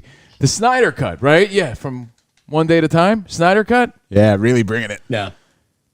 Zack Snyder's Justice League premiered. And to my understanding, I'll give you the gist. I don't know or claim to know all the nerdy shit that you all know. So the gist, to my knowledge, is Zack Snyder was working on the 2017 Justice League. Some sort of family tragedy pulled him off of it. Some sort of family personal scenario pulled him off of it. And all these years later, he decides to put out the Snyder Cut, which is a 4-hour film. And nerds, which is the new cool, across America, across the world. There's the Snyder Cut. There's the Snyder Cut. There's the Snyder Cut. Yeah, that's what my dad asked for. Honestly, is that your dad? Yeah. My dad would go to Luigi and say, hey, give me the Snyder cut. He'd keep this picture in his wallet just as a reference. So Zack Snyder, all these years later, says, you know what, I'm going to put my own cut out there. And I saw nothing but debates about the pros and cons of the Zack Snyder cut of the Justice League all weekend long. But 4 hours, that's a long movie, 4 hours. I started watching it. Yeah. And then I realized that I haven't really seen any movies in the DC universe. And I'm like, I have no idea what the fuck is going on. But the one thing that stood out to me in the 5 minutes I watched it before, I'm like, I need to go back and watch other movies, was the aspect ratio. Do you know what I mean when I say aspect ratio? Was your film moving in a weird way? No. Let me see. It was like, you know what? Let me use this as an example. It was like the movie was framed like this photo of Snyder. So it wasn't framed wide shot. It was framed 4:3. I gotcha. Because intentionally, he intentionally wanted the feel of the movie to be contained and constrained for some reason. But that initially, because I had to look, I'm like, is my TV doing something weird? Did I activate a weird setting in HBO Max? Did something happen? And then I Googled it and I found out that the intention of the film was for it to be in that screen. And I got to tell you, I hate watching movies like that. Like my wife used to watch SD movies or when you would get the DVD and you would, if you flipped it on one side, it would do that based on your television. Yeah. But does this movie SD or no? It's high definition, but it's just, it's framed where it cuts off the edges of your screen, you know? Well, look, Superman, Aquaman, like from Batman, here, Wonder Woman, over is gone, and from here over is gone. So it's just like a lot of people were geeking out, nerding out on that, and I understand it's dope and it's cool, and I hear good it's things. Fantastic. Yeah, I heard a lot of good things, but I also heard a lot of I like the other one better. But you know, a lot of people, for me to ignore that would be like for me to ignore March Madness this weekend. There was a lot of people talking about that shit. Of course. So man. Zack Snyder's Justice League was a big deal. I hope you enjoyed that shit. But like I said, if you're going to get the Snyder cut, get it a little shorter on the sides. And that goes for my dad, too. I want to read a lot of the feedback. We haven't read much of the feedback yet. I want to read a lot of the feedback, but do you mind if can I take a quick pee break? Can you guys give me 30 seconds? Or you don't want to take yours? I mean, do you want to take the official show pee break? No, I'll be back in 30 seconds. I just don't want to dip away without telling you. Yeah. I mean, sure, I'll tell you a stupid story about my brother. All right, go. But now I'm going to want to know the stupid story about your brother. It's like filler. Go take a pee. I don't need you. All right. So can I go to the wide shot? I'm rocking some denim. I bust out the denim today. You know, as springtime officially kicks in, I only have a few more days to rock my denim jacket, right? Yeah. But I'm also rocking Built Basics underneath, right? Built Basics, BYLT. Oh, those like Facebook stand up. Let me see the shirt. The drop tees. Yeah. Do they have like that where they're long? Yeah. Oh, nice. Oh yeah. Yeah. Right. Yeah. This is my. Oh, thank you. I think I like that now. My life has forever changed. I got a beauty bit there. My brother hits me up and he's like, first off, my brother's having so many like relationship scenarios that I'd love to discuss. Maybe I'll do it behind the velvet rope. How? Because what the fuck is he doing in the middle of the women are trifling, pandemic? Bro. Women nowadays, like, there's something very old school about my brother where he thinks that he could like cage a wild animal, and like some of these girls today are not cageable. Meaning, like, you can't control them. No, I'm not saying, and I don't mean control in a fucked up way, in a puddle of mud kind of way. Yeah, I don't mean like you chain her up, fucking weird sort of guy way. I'm saying like just having that trust where you're in control of the relationship. My brother's never in that scenario because girls today are like, here today, gone tomorrow. Like, don't need you attitude. Like, bye. Like if you're stepping on my toes, they're posting pictures of them with other dudes like the next day, right? So it's like, you know, I feel bad for him in that way because it seems like the loyalty or the feeling of you're in control as a dude just isn't there because, you know, women are less and less giving a fuck when it comes to the relationships at that stage. I guess eventually, everybody gets to the point where like, all right, we got to settle down, but it's always like what's next? What's the upgrade? I want to live this social media life, and you're disposable. As a dude in today's world, as a young man, you feel more disposable than ever before. And I noticed that with my brother. And I feel bad for him when it comes to that because it's tough. Those are tough waters to navigate for sure. He's like, well, what do I do? And I'm like, there's nothing you can do. You know why? Because she's her own person, and she's going to do whatever she wants because you don't control her. But is it and you never will and never can, and you shouldn't. You shouldn't. I missed the beginning. Is it a situation where some girls like not it's responding constant. It's constant. It's like every young man, right? Every young guy is walking on eggshells in their relationship because if things go awry, right? There's another dude hitting this girl up on social media ready to take her out. But like multiple dudes all the time. And those girls are willing to jump on those options. Yeah, like he makes more money anyway. And I'm not saying it's always a superficial thing like that, but there's always another dude. And I'm only brought up my brother not to talk about his relationships. I think that's universally an issue because women need dudes and care less at a higher rate than ever before. Yeah, nah, for sure. I bring him up because he's like, yo, Built Basics, yo. I think Built Basics are straight fire, yo. So he got it in my head like, oh, yeah, I got a ton of those. I might as well rock a few of those. But my brother is totally living that life of everything he sees in social media advertisements. He is that's where he buys his, yo, what do you think of this silver chain, yo? Oh, that's pretty cool. He's like, yeah, I got it on Facebook. I'm like, oh, that's cool. Is it legit? He's like, I don't know. It looks mad dope, yo. So his whole life is stuff that he sees through the advertisements on social media that you wonder or question about. He's always about it and taking those chances, and that's the sort of life he's living. But if you want to know, my brother, Built Basics are fire, yo. The drop tee is fire, yo. That's the life most people are living, buying things on social media sites. That's how a lot of shopping is done now. Women be shopping. And I'm not saying dudes don't, but like dudes like Drew Mack do. Dudes like Jim Miller in Pennsylvania do not. So, I think there's a middle ground there. So I want to read some of the feedback. My brother's update, and it really wraps up like this. When your back's up against the wall in those relationship scenarios, that's when you really got to get those Built Basics and hit the gym and really get your mojo back. And remember that you could never compete with a hot chick. Ever, ever, never, ever, ever. Right? Like even me, I'm not immune to that. If I wanted to play games, Jordan could be with someone like 921 on the West, like in 1 minute, where, it'd be way harder for me to get back on my feet and get out there. So, keep your A game sharp. Keep it tight, guys. That's all I'm saying. You got to stay like Spot.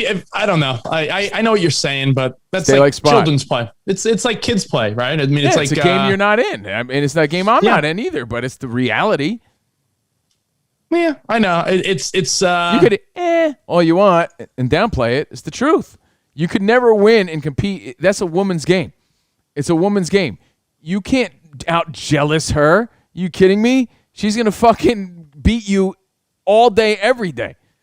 Your brother's finding the wrong type of women then that are playing these games. But I mean, to say that there's a radar, you don't know these things until you're sometimes in it too deep, right? Or too late. You don't know how women operate in these fucking moments and in life, or what their antics are at that stage until you experience them. So it seems like these women move real quick. And as a dude, if you're trying to like tie them down and make it happen, good luck. I'm just saying, good luck. It's not easy. All right, let me read some of the feedback. We're getting a lot today. What was Ryan that? in Texas. He gave me a Tom Brady like condescending chuckle. Do you see that? Well, because I think your brother's choosing. Do you want my honest opinion? I mean, I think it's pretty. I think your brother. I think your brother's standard. a handsome guy with money, and he goes after like hot Jersey girls that are not serious. And I think There's always going to be nice girls out there, and that's who you should go for. No, but there's always going to be nice girls that are hot too. But I'm saying even nice your girls brother, are going to like. They got way more options than the fucking dope guy. Way more. Okay. I mean, it's the fact. I mean, I know you think you're handsome Dan, but I hate to break the news to you. Sarah would have a hell of a lot more options than you would. Hi, handsome Dan. You know, if it was a few years ago in today's dating pool. I mean, I know. I'm just saying, your brother is dating hot girls that are the disposable type that make him disposable, or like your brother's the type that meets like a hot girl at a bar that wants to play around, and he wants to play around, and then if he disappears, it shouldn't be a surprise. I'm rocking my Built Basics though, yo. Yeah, Straight he needs- Dude, if your fire, brother, man. if your He needs brother to meet goes some to a bar, nice if your brother girls. meets a girl, He needs to go to If your brother- like church. You meet some nice girls at church, or don't like be silly, Spot. I'm or saying like I'm some being rally real. that you go. You know, some nice girls. It's all the way he's meeting people. I mean, it's No, not bad. It's the he's crazy having options fun. that women have nowadays. Is he- what where is- you're disposable more so than ever. I have a question. What is he looking for in life? Is he looking Love, to get his yo. dick wet, or is he actually looking? Both. Yeah, No, that's no, definitely no. part of the He's not problem. looking for He's love. not looking for love. I mean, save it. Save it for behind the velvet He's looking rope. for nub. But yeah, that is also very much part of the problem. I'm with you. His Spot. intentions I'm are with you on not that. pure. So that's if your intentions are not pure, you reap what you sow. And he's getting these girls that aren't pure. Yeah, but it's And always I don't that. mean like it's pure, always but that you know what I mean. tango. You know, it takes two to tango, and sometimes when your intentions are really honest, that's when women pull back, and when you and it's immaturity, and when you pull back, that's when they're more interested, and it's a constant It's a dance. back and forth, and it's a nightmare because if you want to pull back as a dude, she's like, okay, well then bye, because there's another dude. Forget about. So- I don't want to pull back. I want to pull out. Yeah, yo. it's my pull-out game is tight, yo. yeah. So anyway, That's his problem. That was my Right, Rich? Rich, back me up here. Intermission brought to you by Tudmaster Tommy. Back me up. Who definitely gives a thumbs up to the Built Basics that I'm rocking today. Coincidentally, in the end, we move on. Rich, back me up. I mean, I said what I was going to say, but he doesn't want to hear it. All right. Yeah. I mean, You dude, guys have you're always talking been, guys have about always been disposable, but don't like when yeah, you but when you're you talking date about people. dating from yesteryear. When was the last time you were in the dating scene? Oh, wow. No, I'm serious. I'm being serious. When was the last time you were in the dating scene? And you're going to tell me that you know the waters that my brother's navigating in 2021. I hear about it I mean, all the just time keep talking. with different women. If you don't want me to do any talking, then just do a monologue and we'll move on to the next thing. I disagree with you. I think it's like a more than ever sort of thing where women and men would be like, yeah, we're boyfriend and girlfriend. Now, do the research. These relationships, these long-term, they like hang out in groups. They don't even date like exclusively as much as they used to. In general, not just my brother. You make it about my brother when it's like a universally sort of change in society for younger people. It's tough. The dating world is so difficult because of social media and I saw people chiming in about like woke white women. Like if you're not on the same page, Yeah, woke if you white say- women.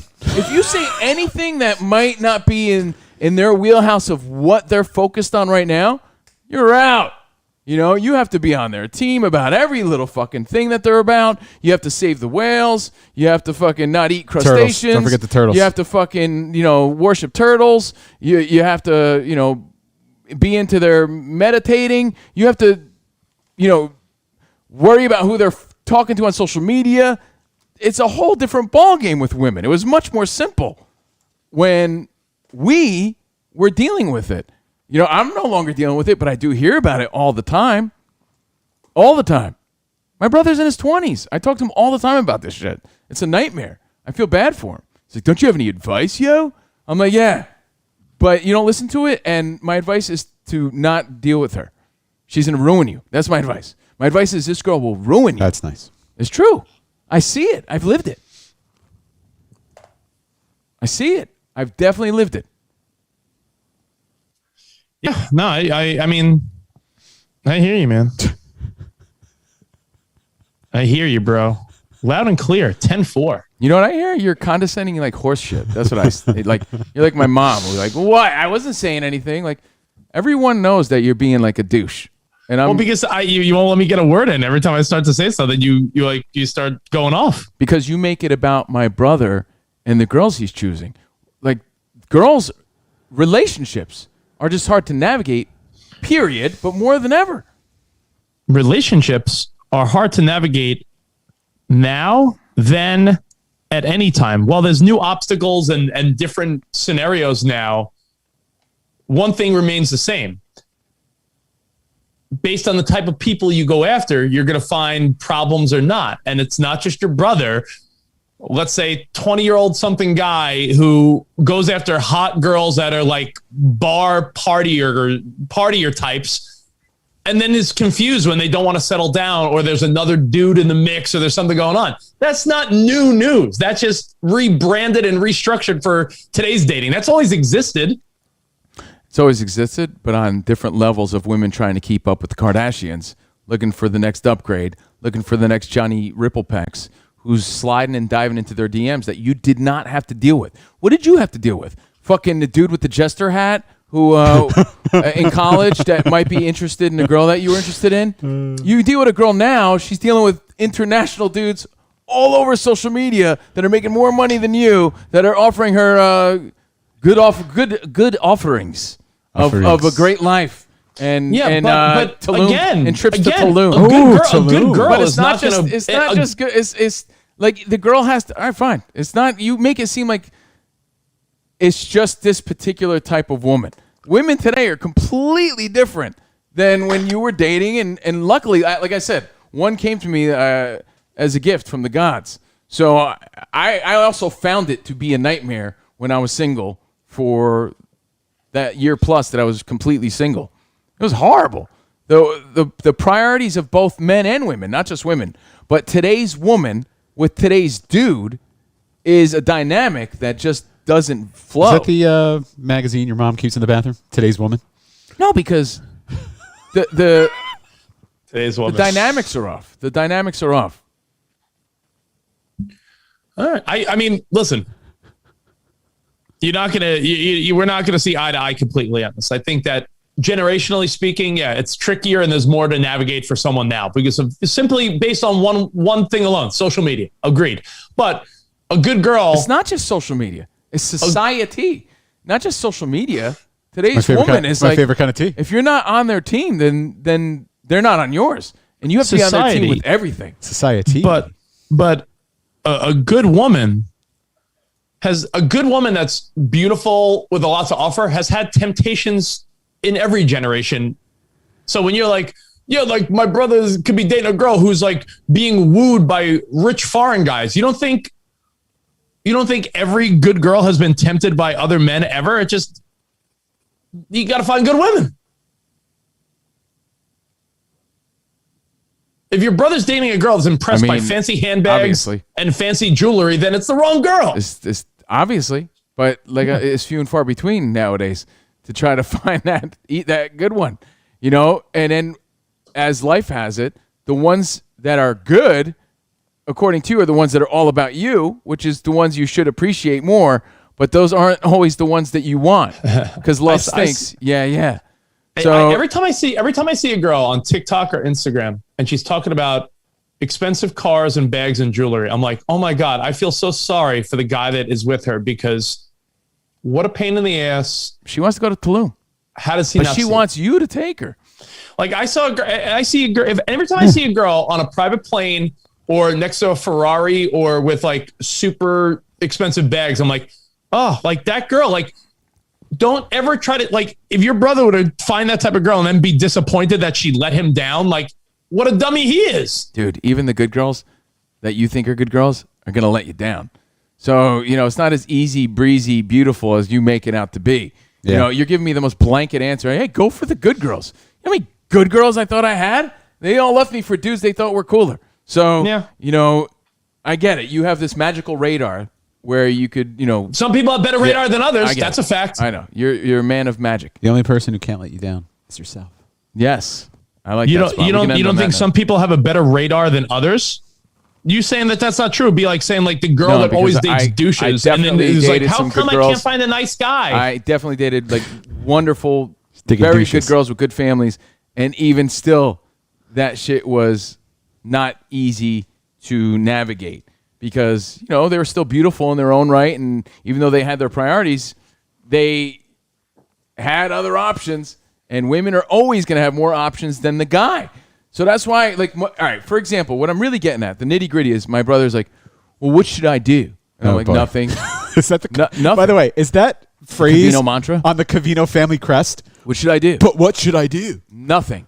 With What the do you picture mean? of a like, should I not call her? I'm an like, eagle with a mustache? I'm like, not call her for what? To make her jealous? Because she's going to make you a lot more jealous. What, to play games or to really move on? I was like, because you're not going to win. The only way you win in these scenarios is by moving on. Because you'll never win against a hot chick. Ever. Because they're going to win. You know why? I've had She's these- already I've in had these same Tulum. issues. She's already in I've had- Tulum. All right, move on. Next conversation. Oh, boy. Oh, he's chilling back. He's writing something down. Yeah, God. And I'm over here like, what do you want from me? Hey, man, I was just talking. I'm not trying to cut Rich off. I'm in the zone. I've had the same issues with girls back in the day. It's where you're looking to meet women and the type of women you're meeting. There's new obstacles, of course. No one's going to deny. Yeah, we didn't have to worry about DMs and people sliding into your girls, social media pages and who's that you're following, who's she following, who are you following? Like, yeah, there's new sets of annoyances now. No one could argue that, and no one would. And if you did, you'd be dumb. Of course, people are more disposable than ever before, but it will always go back to the type of men and type of women people are trying to date. And then when they get confused, that there's a pattern of like, wow, another hot, flaky girl that let me down, or another douchey guy that did me wrong. Like, no, you're terrible at choosing. Well, Sometimes it's just that. It's not necessarily just that, too. It's also the circles you roll in. Like, if you're just the guy, young guy going out and about, yeah, you're going to meet girls doing the same sort of thing. So, yeah, it's a matter of meeting that right person, but it's a matter of taking yourself out of those circurs, too.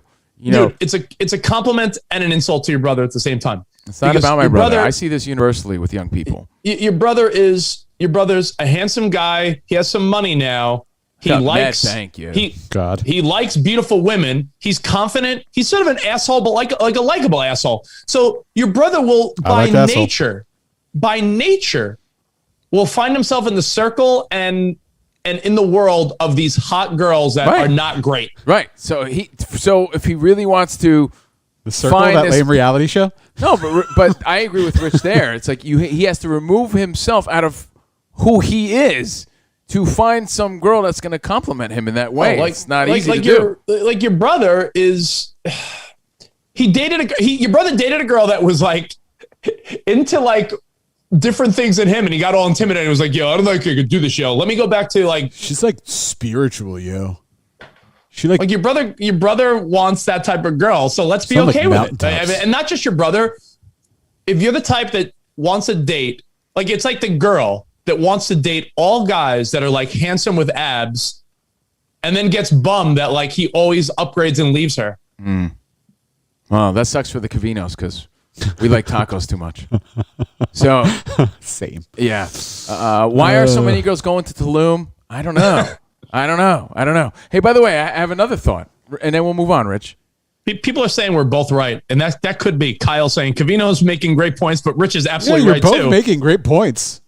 I agree with the one point that Rich made for sure, which is like, this is Jason in Tampa. Today's woman has changed, but also today's man is not the same either, and that's what's causing for a fucked up dynamic. Yeah, look, I'm a guy, so.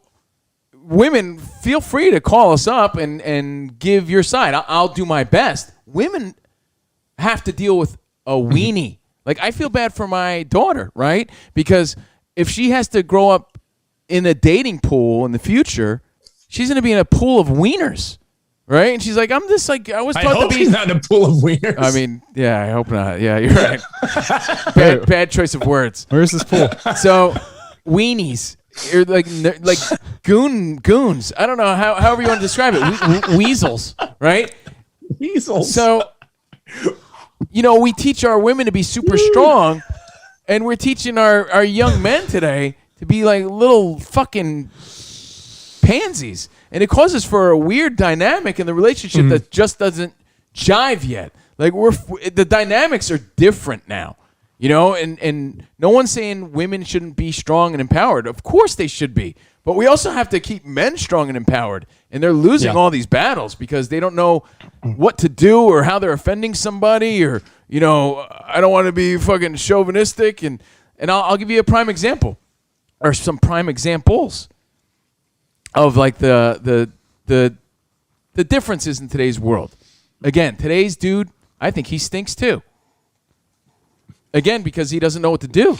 Isn't that where they shop in Mallrats? Today's man. Today's man. Today's dude. Today's dude. They sell Built Basics, you know that song we were playing last week? Why are so many girls going to Tulum? That dude, he actually reached out to us and he's like, yo, man, thanks for playing my song. We talked about that. He was getting all this heat, deservingly, from women saying, yo, this is such a sexist song. But what was supposed to be funny and like just a little joke of like, hey, this is my observation. Like, it's funny. Turned into this, like, he's the worst guy ever and he's sexist and he's misogynistic. And, you know, why does it matter to him? Why is he so offended that women are dating older men who make more money than him? You know, he's the problem. The problem's with him. And You're the problem, man. He got so attacked and he's like, yo, I'm just making a joke. Like, I'm making a joke about I'm just upset that you're not banging me and I'm living in this shitty apartment. You know? Like, it comes from a place of I wish you were banging me and with me and dating me, but you're not, you know, because I'm still living at home or I'm living in a shitty place and it's a joke. But women fucking went for the attack. Oh. And I get it, right? But then it made me think, Rich, from a professional standpoint, and I want to know your thoughts so we can move on, and the rest of the show is yours. I don't care.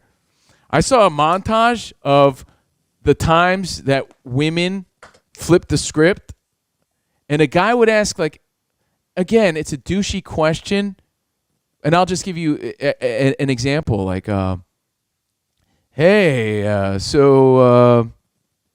Ariana Grande, if you had to give up one, what would it be? Your makeup or your phone? Makeup. Yeah, I saw right? that. Yeah. And she's like, why don't you ask some guys that? Why are you asking me that? Yeah, like, the compilation of sexist Sexist questions. Spot, don't play it. It makes me mad. But here's the thing. I get it, right? Women, why are we asking these sexist questions? I get it. But man, like you can't even be a guy just having fun, or like you can't even fucking say shit, but you could tell me you could navigate and date in these murky waters. Give me a break. You can't even ask a girl like, yo, so what are you wearing? Why? Do you think do you ask your guy friends where they got their shoes? Like, why would you ask me that? You sexist, misogynistic jerk off. And you're as today's guy, you're like, oh, I thought I was just making conversation.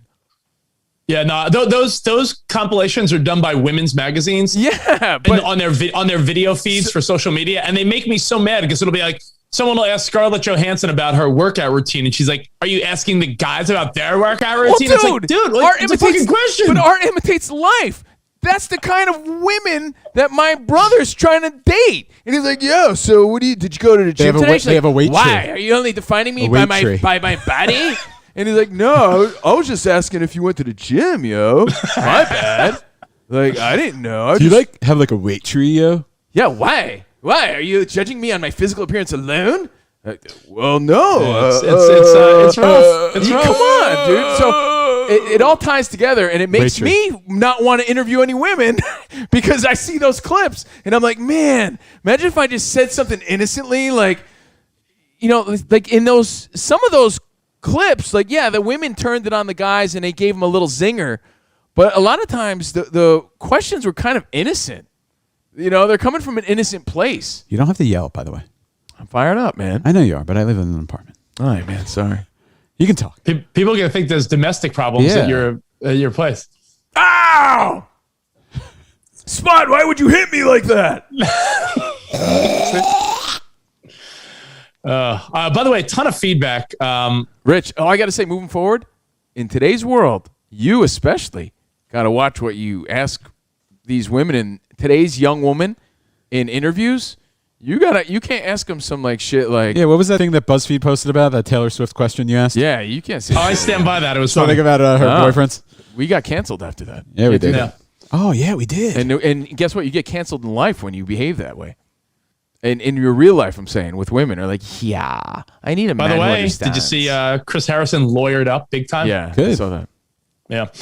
Let's see. Let me read a lot of the feedback. 580. Covino, as a dad, you should know and show your daughter what a man is and the Try. kind of man she deserves. Teach her the difference between men and weenies. I try. What do you think I do? You think I lean? Oh, it was you think I fashionable male lean in weenie? Mallrats, Rich. Fashionable male. Yeah. Fashionable male. Rich, did the C on your chest stand for coochie magnet? No, it Jesus. does not.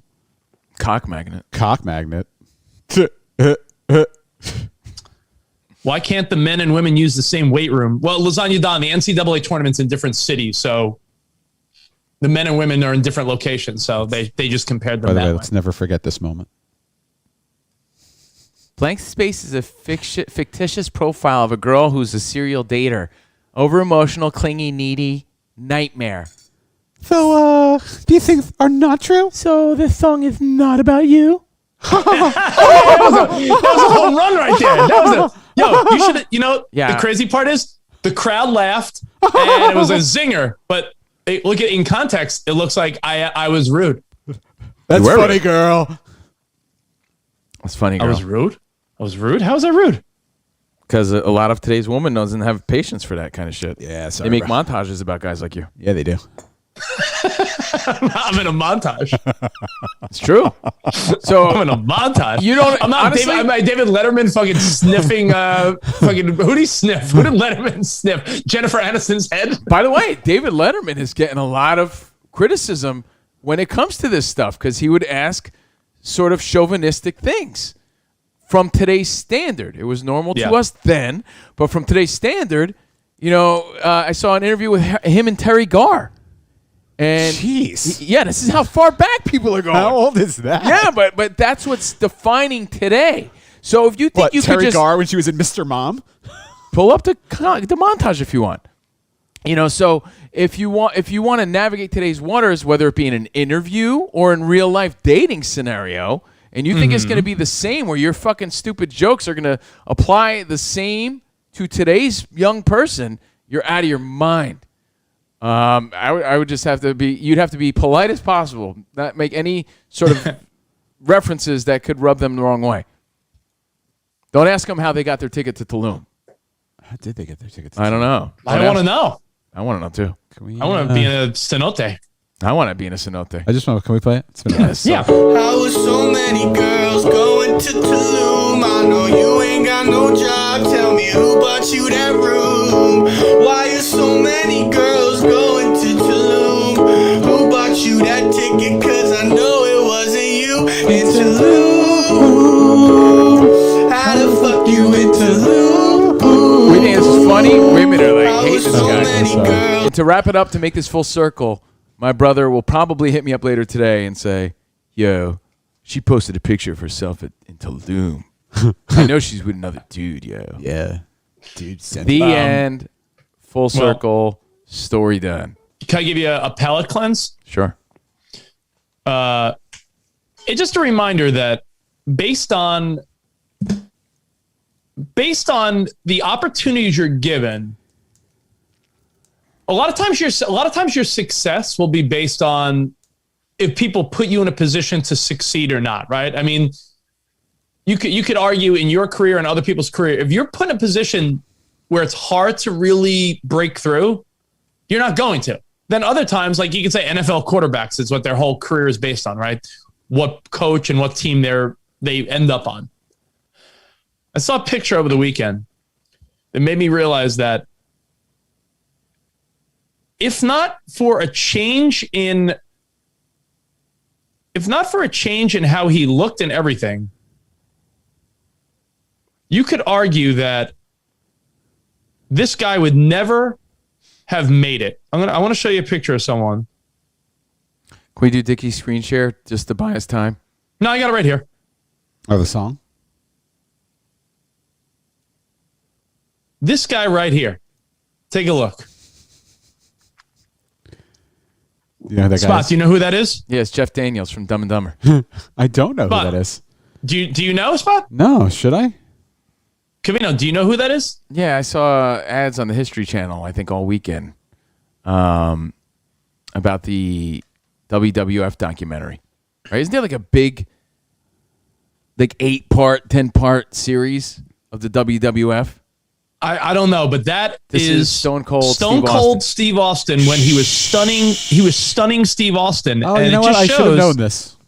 It just shows though that it's if you're put in a position to win versus put in a position not to win, right? So maybe you just haven't been put in that position in your life or your relationship to win yet. So maybe you're Stone Cold Steve Austin, but you haven't found your goatee, bald head, vest look yet. Maybe you're just not there yet. So Stone Cold, when he was stunning Steve Austin, just wasn't put in a position to win. That's all. I thought that was an interesting one. I wonder if the denim jacket will really take me next level. What do you think? Yeah, probably. Maybe. Maybe I haven't found, maybe a mustache will Yeah, like make my, just day. like my tank tops are going to take me to the next. Yeah. By the way, I saw a fucking funny ass clip. Well, speaking of the wrestling stuff, you brought up wrestling. I saw Wrestling. Dwayne The Rock Johnson. It's a very famous clip that was circulating this weekend for whatever reason. But when his dad was Rocky Johnson, tag team partners with Tony Atlas, and they go to the stands, and there's a young Dwayne Johnson rooting his dad on, a 14-year-old Dwayne The Rock Johnson at the WWF event, just rooting on his dad. And like his dad was so, I guess he never got that opportunity you speak of because he was never really the household name that his son became or that Stone Cold became. But that dude was jacked. He was just as jacked as Tony Atlas. Oh yeah, no, his dad just never got the chance he got. Right. Yeah, he never got that opportunity. So I saw that Yeah. going viral over the weekend. And There's a list you can make right there, which is people who never got the chance their kid got that they could have been bigger. Archie Manning and Rocky Johnson were stars. It just wrestling wasn't there yet for The Rock's dad.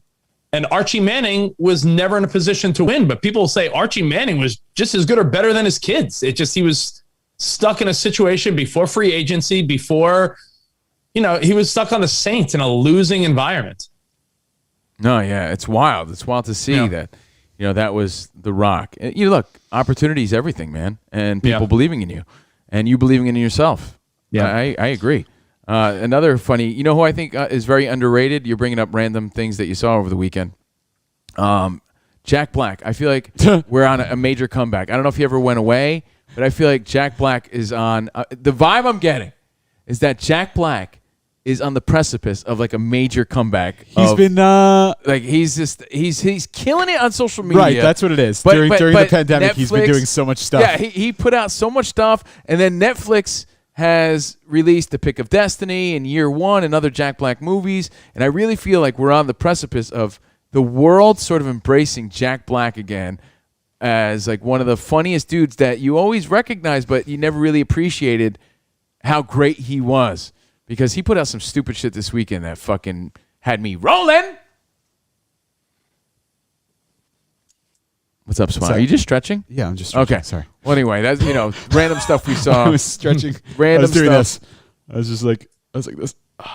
we saw this weekend. My rotator's killing me, my sorry. phone's about to die, Spot, but let me share one more thing.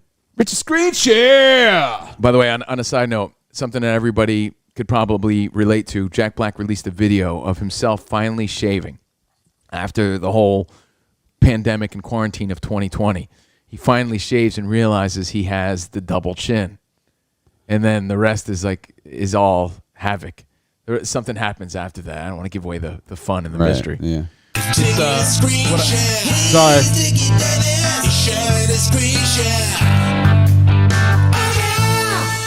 So you were talking about Jack Black making a big comeback, and you know how in Tarantino movies a lot of times it's like a random person that we haven't seen in a long, long time, and just like this guy. I think this is a pretty funny TikTok video. I'll give this guy props. right here. Take a look. Spaghetti Tarantino movie, do Mad Lib. Give me a historical event. Prohibition. Now rewrite it. It doesn't happen. How? Violence. Give me an actor that deserves a second chance. Freddie Prinze Jr. And give me a way a movie shouldn't play out. Chapters. Give me an emotion. Angry. And give me a completely unrelated genre. Samurai films. And just Samuel L. Jackson, say his name. Huh? Say his Samuel name. Jackson. Right. In Tarantino's next movie, 9 bar owners band together to stop the prohibition by killing the lawmakers before they can pass a bill. They hire a moonshine runner to be their getaway driver, played by Freddie Prinze Jr. And guess what? He's really great in it. Like, where's he been this whole time? He just needed a serious role. It plays out violently for 5 chapters to the score of a samurai movie. It's called 10 Angry Drunks, and oh yeah, Samuel L. fucking Jackson's in it. Money! It all ties together, man. It's again about the opportunity. Like Quentin Tarantino gave John Travolta an opportunity again. Yeah. He gave Don Johnson an opportunity. Luke Perry. The list goes on and on of like random guys. You know, Brad Pitt, like in roles that he wouldn't have normally been in, right? Yeah. Like he gives people opportunity to shine, and to tie it all completely together. I believe that like Jack Black is on that path of people finally recognizing, like, oh fuck yeah, he's like next level great. This guy. Maybe he'll be in the next Quentin Tarantino movie. We'll see. Maybe. We'll see. If you guys want to read some of the feedback, Jack Black in a Tarantino again, but he hasn't gotten Could be. that sort of opportunity yet, because he's made those opportunities for himself in the past year, and people are like, yo, he's killing it on this stupid shit that he's doing. I love his dance moves and the way he plays air guitar. I love everything about Jack Black. I think he's great. And that's Two true things about in Quentin Tarantino for sure. There was something a lot of people hit me up with this weekend. Did you see that they're going to be doing a Ace Ventura 3?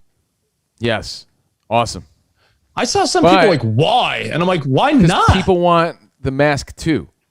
You know, people have been saying that. So Ace Ventura 3 was like, wait, but we've been waiting for The Mask 2. You know, so I think that's where that comes from. Yeah, the creators of Sonic the Hedgehog are putting together something. Hopefully it gets approved, but it's from the creators of the Jim Carrey Sonic movie. They want to do an Ace Ventura 3. And The Sonic movie was pretty good. I thought it was great, man. I didn't see the Sonic movie, but I'm saying I think why would you not want to see Jim Carrey back as Ace Ventura? I mean, at worst, it would be stupid and funny, right? Why wouldn't you want to see him? I feel like your whole character and personality was developed from watching Ace Ventura. Oh, right. Don't you feel like, yeah. like you remember that show on HBO called what was it called? Where the guy was just watching TV his whole life. Something with a Dream On. Dream On on HBO. It was like an early HBO series, and his whole personality was sort of developed based on the things he saw and watched as a kid, and he'd often reference those moments in his brain. That's like Rich. I feel like was like raised by Jim Carrey movies. Yeah. Like Greg went out to play cards with his buddies. All right, Richie, you sit in front of the Jim. You like Jim Carrey. You watch Ace Ventura. I'll be back later. Don't tell your mother. And then Rich. That's how Rich was created. I am Jim Carrey. Yeah, I feel like or as Bubba the Love Sponge used to call you, Jim Carrey on steroids. Yep. Remember when we were I on Maximum Radio? Oh yeah, maximum. So that's it. Hey, Rich, I have another switch gears thing that I saw on the internet that made me think.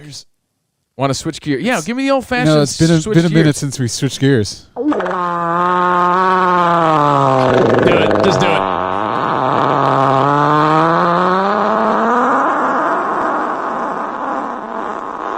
I love it. That was a great spot. Great. Are we done talking about the Snyder cut? Yeah, right. Yeah. Yeah, you can cross that off. Snyder. I'm just looking at social media. Oh, by the way, one of my exes turned 40 this weekend. Rich, what are your thoughts about like reaching out to exes for milestone birthdays and things like that, or events? I mean, a 40th birthday is I think that's a happy birthday message on social media. Why wouldn't it be? Or a quick text like, hope you're well, happy 40th. I agree with you. Didn't take that route, but I do agree with you. I don't think there's any issue with it. I'm just looking at my social media, so I saw that right now. But I had that passing thought, like, yeah, there's nothing wrong, right? But then if I'm thinking that, then why? You know what I mean? Like I shouldn't even be thinking If it was so obviously okay, then why would I even have that thought? So Then that don't do it. I That don't know what to deterred tell me. you. Yeah, that deterred me. Yeah, it's not worth it. Fuck that. Who cares? Okay. Well, I saw a meme of Elon Musk, and we reposted it. And it rang true to us because, we have started a business, right? Covino and Rich on Patreon. We're out in the Wild West on our own now, thanks to your support. Still hoping you could tell some friends. We're trying to reach a milestone number behind the scenes, and we're only a few away. So keep telling your friends. Elon Musk says, instead of baby showers, let's host business showers. So when a friend starts a business, we all come together, celebrate them, and bring resources for their business start. And he's like, Makes sense. makes sense. Like, why don't we do that shit? And there he is, Elon Musk. So, it rang true to us because it rang true to me because I'm like, well, we're starting a business. That'd be great. Can we have a business shower? Now, I ask you this. Now, my problem with baby showers always, for me, was like, it's a little, there's always a fine line, Rich, right? Where it's nice. I'm not taking away from that. But it's always like a little, I don't even know the word to describe, like the feeling of, here's what I want you to buy me. Right? Even though that's how it is, it's a little you forward. mean with a registry? It's a little forward to expect people to buy you all this stuff, right? That's how I always viewed it. It's a I know it's registry. tradition. I get it. I understand. But to now push this forward, you'd have to have the same mindset. Do you think you could have business showers and expect people to do those things for you with your business registry? Who's buying me a MacBook? It's the same.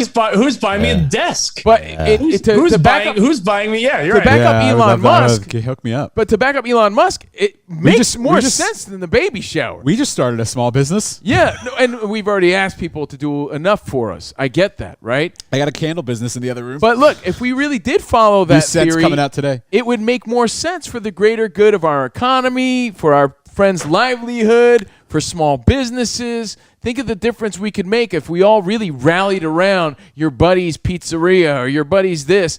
And, it's usually the buddies who are the last in line to do it. Like I say all the time, Rich, most of our support comes from people we don't even know. I feel weird asking people that I know to pay to listen to me, right? I mean, except for your family.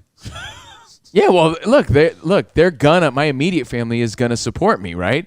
And they want to, like my sister Dawn said, this feels like home to her. Like, she's hearing her brother talk about her brother talking about her other brother, her brother just communicating to a nation of people, and that's home. That's family. They're gonna support you. Yeah, and I don't think doing it up front is necessarily the right way. I think supporting your business, like my candle business, for example. I think people buying candles is supporting my business. I don't expect them to buy me a wax warmer or a wax melter for that. Why not? But why not? That's your baby. But it's my business, and I'm forming the business, and then other people it's because support my product, not my infrastructure. But why not? People are going to support your kid. Why not? And they support the infrastructure of your kid, and this is your baby. I have to be honest. I'm not comparing the importance of your business to your child, right? But the importance of your business when people are putting their hard-earned life savings into a business sometimes, to not get the support, the proper support from they're I guess again relying on the public, but from their inner circles. I know what you're absurd. saying. You're saying a couple has a kid. Everyone is quick to be like, yeah, sure, I'll buy him a diaper, a wet wipe warmer. Sure, I'll buy them some clothes for their kid. But if someone spends their life savings to open up a bar and grill, everyone's like, oh, good for you. Yeah, but life savings, dude. You support the business. That's how you support. Like, even you know what? You know what we were. But why? Because tradition says you can't do it the other way. With businesses where people go wrong is, oh, my buddy just opened a bar. You know what they expect? Freebies. To go in and sit down at that bar and eat and drink for free for the rest of their life. Yeah. The way you support your friend is by paying every bill and tipping handsomely the when you go and you're to any other business, like, you know, for me, I'm a horrible business person because when people order from me, I feel bad. Like people I know, I feel bad just like charging them for things, but I will. But, you know, giving freebies is my choice. People should support you and your product. I think in the business world, it seems weird giving things up front. Well, because you're the one that decided to start the business. You know why, Covino? Because it's a kid needs something, and it's very clear what a kid needs, and it's traditional, right? A baby shower is like, all right, you're having a kid. There's a lot of expense that goes along with the kid. Diapers, clothing. It's the parents. You're not buying the kid something. You're buying the parents something for their child. Yeah, you're but saying it's like, just hey, tradition. It's just a matter of changing a tradition and starting a new one.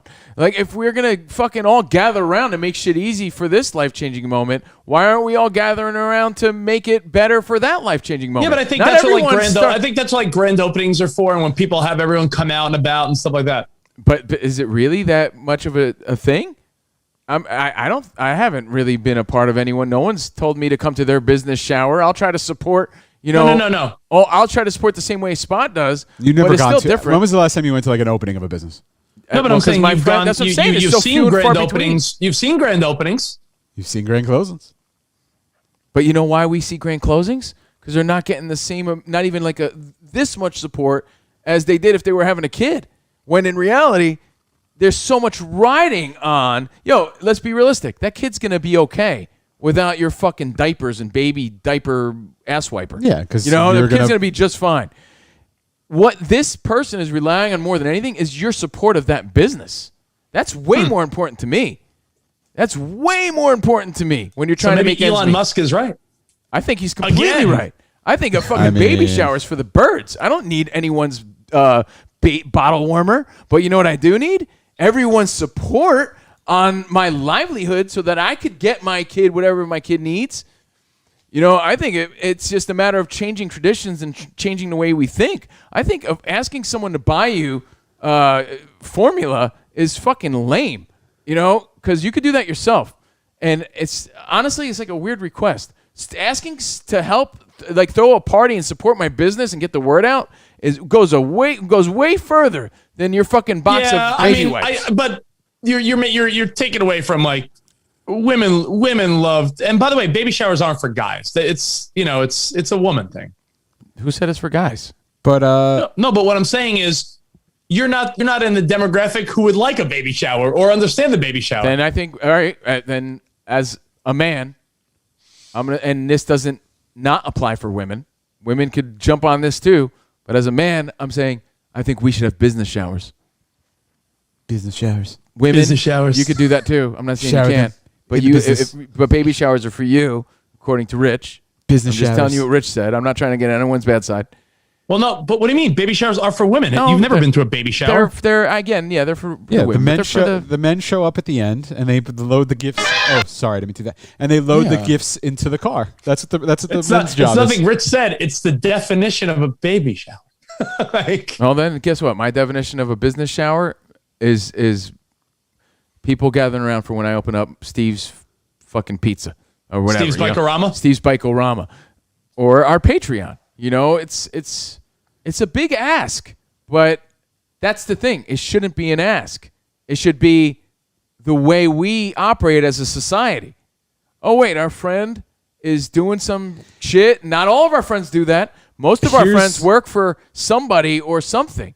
So if our one friend is doing this, we all should be there in support in any way possible because that is his life savings. It hurts. You know, I'm like a disconnected guy. It hurts my feelings when I see other people's businesses fail. And I don't even know those especially people. this past year. Yeah. Gabby brings up a good point on our YouTube chat. Now, let's say you buy something or you invest in the company. Let's say it's a restaurant, right? Now, do you expect to drink for free because you've put money out up front? Nope. So No. you put money out up front, But and you're then right, Spot. People do. Right. People So it's do. like I would rather Yeah.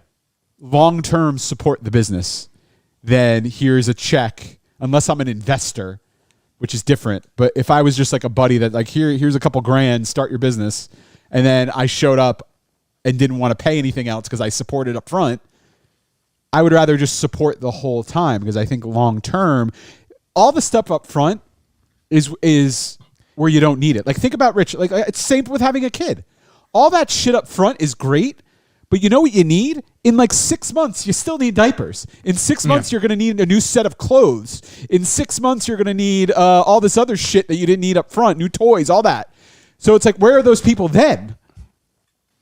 There's a lot of questions. It's like you have all this shit up front, great, but where are those people in the future? Read some feedback, Rich, because we're getting a lot That's of why feedback. you know what I like doing for baby showers? I like getting like 6 month to a year clothes, because as the kids start outgrowing it, the parents aren't going to have that set of clothing. They're going to go out and have to spend that. Yeah, but See, support your people when you can. Do both. If you could support a friend when they're having a kid or opening a business, shouldn't you always just be supporting your friends and family regardless? Yeah, but one seems automatic. One seems like automatic yet forward, right? Hey, buy me something for this. But it's expected because it's tradition. Where the other one is just, it hasn't really been done. So you're like, yeah, I don't know. It seems forward. Kind of like what a GoFundMe is a little bit. Like, hey, I'm trying to start something, but I need your support. And yet we feel like there's a sense of I'm begging for money when there really shouldn't be. Well, because I think there's a sense of when it's a baby shower, a couple's bringing a kid into the world, and you're almost like happy to get them something like, let me buy a little something for the kid. I'm starting a business. Should be like right underneath that kid as far as importance and priority. But I'm saying, unless it's a restaurant or a bar, what could you possibly do to support it? If someone was like, yeah, I'm starting a tech business, you'd be like, hey, good luck, man. Like, hey, let me tell you, Rich, if you don't believe me on how it's awkward and it shouldn't be, how many friends have you reached out to say, hey, man, like, can you subscribe to my Patreon? I haven't. Because but you would send them a fucking registry to buy your baby something, right? And I'm just saying we should all, like, it made me think. What Elon Musk posted made me think, and I'm right in that wheelhouse of, I was already thinking that. Like, we are so hesitant to ask for that sort of help when it's just as, not as much, but slightly as important. Like,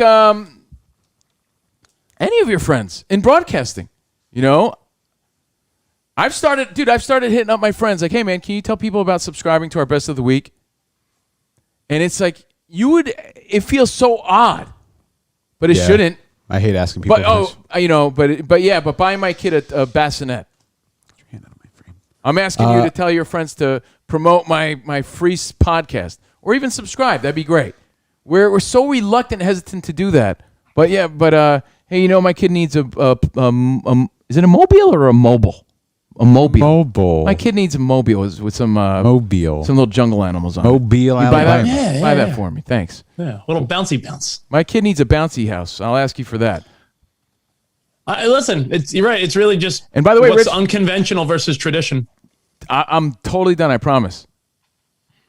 The shame is that I have to ask people to do that when it should have been automatic, and this goes for me and you and everyone else, automatic that they should have done it on their own. I'm not saying people haven't. We're so grateful for everyone who's listening on Patreon right now.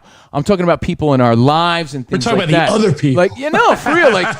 Like Rich, all your coworkers and colleagues from Hits One, have they been tweeting and promoting Rich's new adventure? It might be a conflict of interest, but A, you'd feel weird asking them to. You know what it's like? They should have done that automatic because they're your friend and they support you. You know what it's like for me? It's like you're playing like, that game of chicken you play on Facebook or Instagram where you see someone in like people you may know and you don't want to friend them because you want them to friend you first. I feel like to me it's like that. Like you're almost playing chicken with someone. Like, am I going to support them? Or are they going to support me? Am I going to support them? Or are they going to support me? Which way is it going to go? And then it goes like, wait, both ways. I'm not going to support them because they're not supporting me. But who's going to support me first? Someone has to just. But we all got to be better than that. Like I say these things as a reminder to myself too. Like, hey, buy Spotty's candles. And that's the thing. I don't expect people to buy my candles. And I don't want to go out and say, hey, buy my candles. Yeah, but you're also not. It's not also your livelihood on the line, and you didn't pull your life savings into this. This ranks true to me because I love making money. Covino and Rich on Patreon is our livelihood.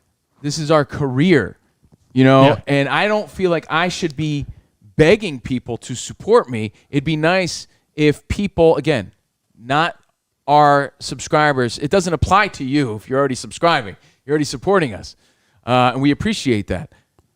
We shouldn't have to really go out of our way to tell our friends to like, hey, man, can you tell other people about it? Like, it should be a given if we just followed what Elon Musk was sort of preaching there. The world would be like a way doper place. The end. That's all I have to say about that. Made me think a little bit. And it made me think I need to be better at that as well. Yeah, so you're the biggest culprit. Not really, because I promote. If I'm into something, I don't want to say it. You're the last guy that would really?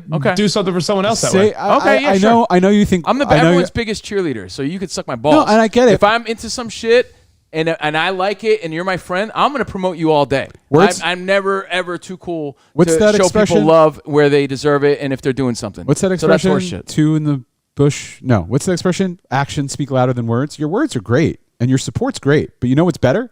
Your fucking subscription or your paycheck or your whatever, like money coming out. Like, you can say all you want, hey, check out this, check out this, check out this. But if you're not checking it out, or if you're not subscribing to it, or if you're not buying it, then you're really not a supporter. Like, you can talk about all my candles all you want, and I will always give you free candles. But until you buy one, you're not a supporter of my business. No, but I promote your shitty candles all the time. Is that enough? I'm telling my family to buy your candles all the time.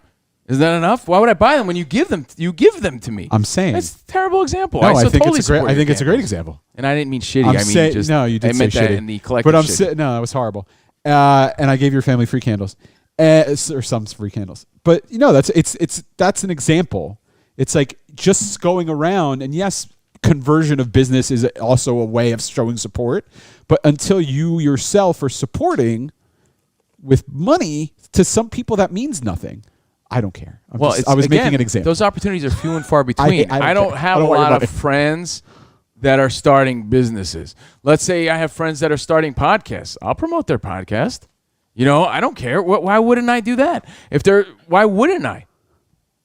Whatever that business is, if they're my friend, why wouldn't I do that? Of course I would. That's fool's talk. It's like me. It's like Emmy selling Girl Scout cookies. I'm like, no. Of course I would buy them.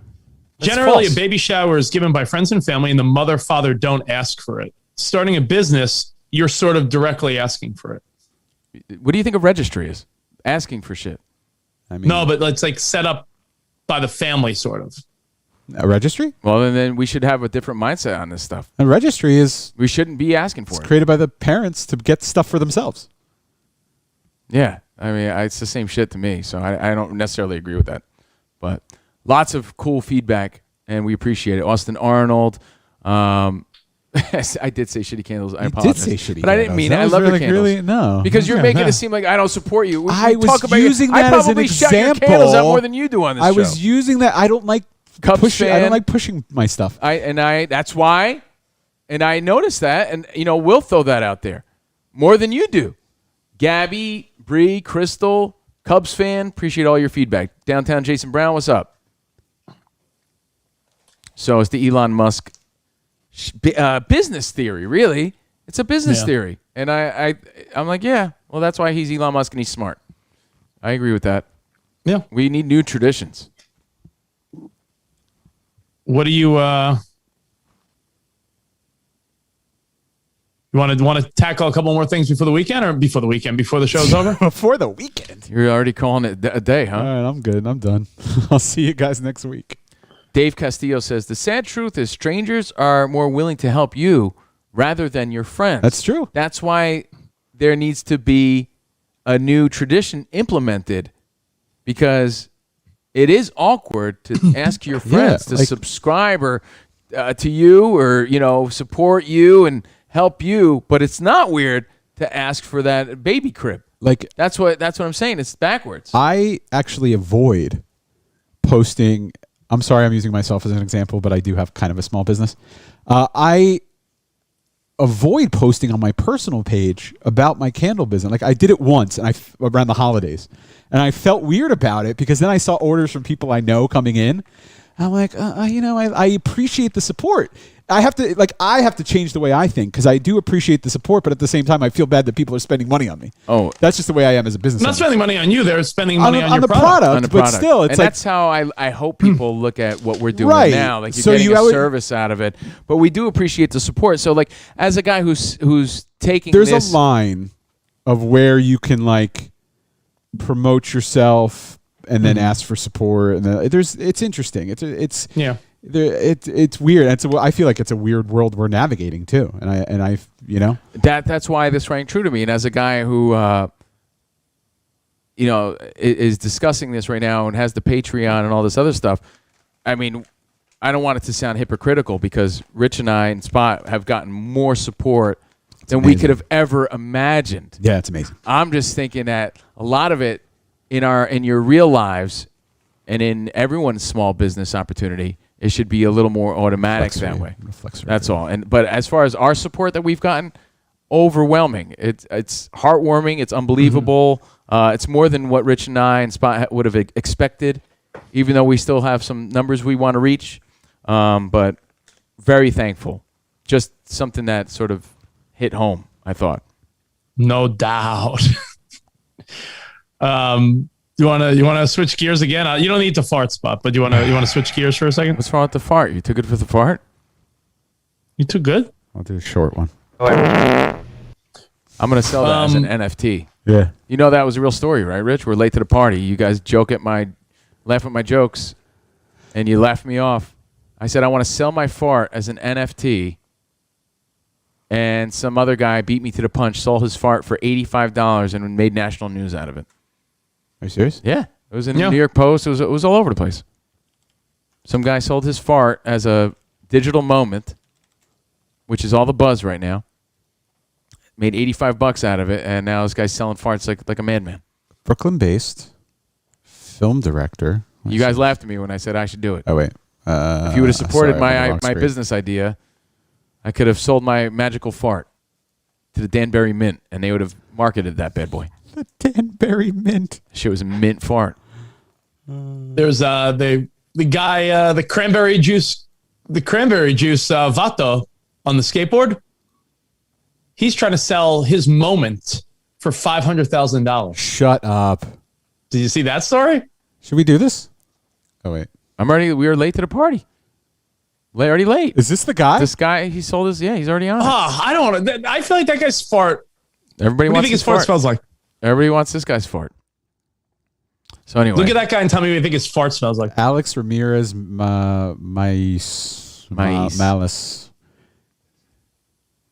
Wow. 36 years old, sold his fart. I think the highest bid was $183. He recorded his farts for a year. So you But got he sold that. I had one magical fart. Play that one more time. That's worth at least $500. I mean, a year of farts, $85? That's a deal. Do you like lean into it and we'll sell this moment. Go for it. Ready and go. $500. Get that. Sell that to get that. What's it called? When Steiner Sports legitimizes Authenticated. it. Get it authenticated. $500. Let's do it. All right. So go ahead, Rich. Switching gears. Deshaun Watson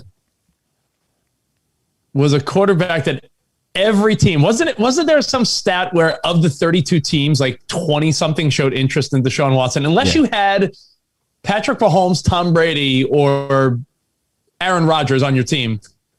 Pretty much every other team was like, yeah, we would want Deshaun Watson. What's the deal? Well, here's the latest. 11 lawsuits have now been filed against Deshaun Watson.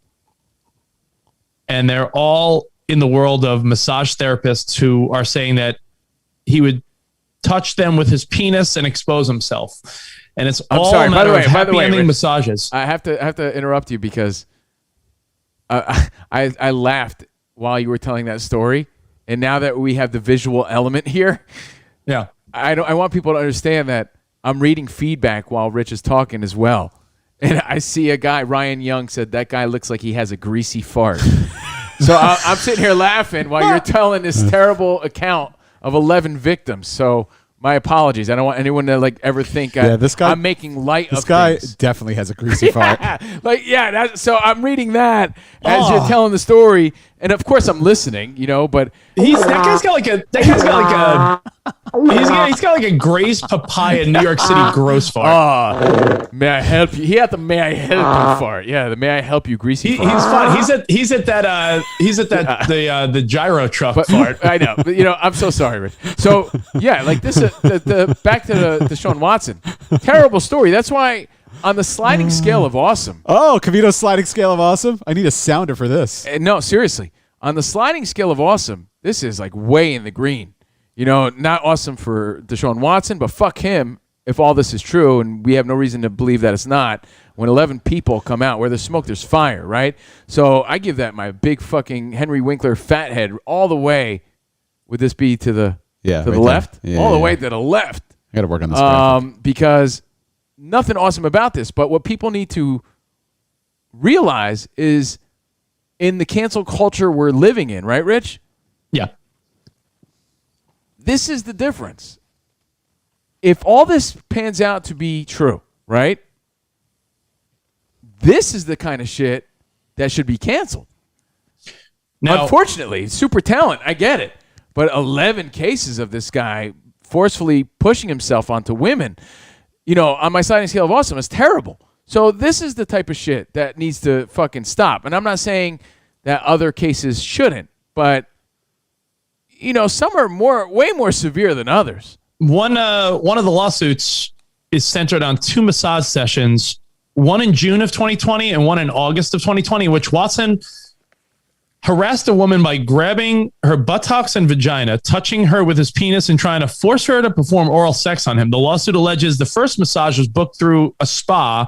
The second was through Instagram, where the woman says she did not realize that Watson was a returning client. The third lawsuit on Monday, with 3 more on Monday, I think, today. And it said, again, he was touching her with his penis and making sexually aggressive comments. Yeah. My question is terrible. My question is, how does this correlate and correspond to the NFL personal conduct policy? And is there a way that Deshaun Watson goes from the most sought after player in the NFL to like not playing? Will he not play? Will he be suspended? Will he get a few games? Will be no big deal, swept under the rug? Like, what's going to happen here? Well, if you remember this analogy, when COVID was hitting the NFL, we were saying, well, it really doesn't matter until a superstar is affected, right? Yeah. Guess what? The superstar is affected in this story, and it'll be very interesting to see how the NFL handles it. And if the NFL handled, again, 2 completely different scenarios, but if they handled Colin Kaepernick one way, when this guy was just trying to make a social change, then they sure as hell better fucking get this guy out of the league if these things are true.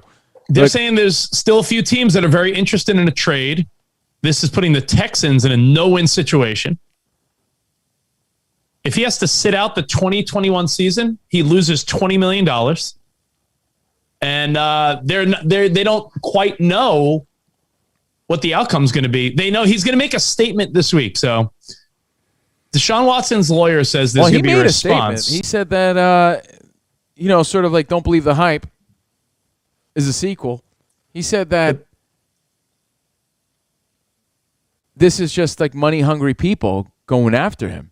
But now there's that was when it was like 2 or 3. Now it's at 11?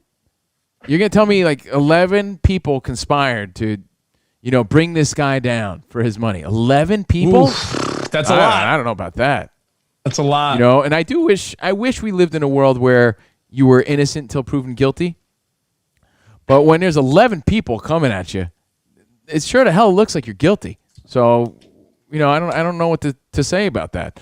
Just because he was a great athlete and is sad to see that talent wasted doesn't mean I have any sympathy if it's true at all. No, agreed. So agreed. It's a crazy story. It's imagine if you were the team that got him and then this happened, you'd be like, oh, come on, man. Like imagine a team gave up like everything for Deshaun Watson. Because that was remember when you finally saw what happened with Matthew Stafford and Jared Goff, and then you saw some of the other trades happening. Like, man, what's the asking price for Deshaun Watson now, right? I don't know that, but the asking price for that picture of you with D. Snyder is $5, according to the feedback we're getting. If you want to buy an NFT, No, I'm selling it for $5,000. $5,000. Oh, it's $5,000. My bad. Yeah, I'm selling it for $5,000. Yeah. And me up. Brian from Connecticut says he's not into the whole NFT fad. He likes physical farts way better than digital farts. So I do wonder though, like when are we all going to realize, like, Oh, if you bottled the smell? no, make a candle out of it, then I'll support you. do you think that is there a chance? That'd be a shitty candle. Go ahead, Rich. I'm Deshaun Watson. I don't know. Is there a chance? Is there a chance that the digital stuff doesn't work out? Like when you hear about the NFTs, like I almost feel like it's an old guy way to be like, yeah, that's not going to work. Like, what if it doesn't work? Do you think there's a chance it doesn't work? Are we assuming that everything digital will work now in the future? What the fuck are you doing with that digital moment? I don't understand. In the world of like, how do you prove, or what's the value in a digital moment when it's accessible? You don't own it. Spot. It's like owning something in your house, right? You're just owning it in an online world.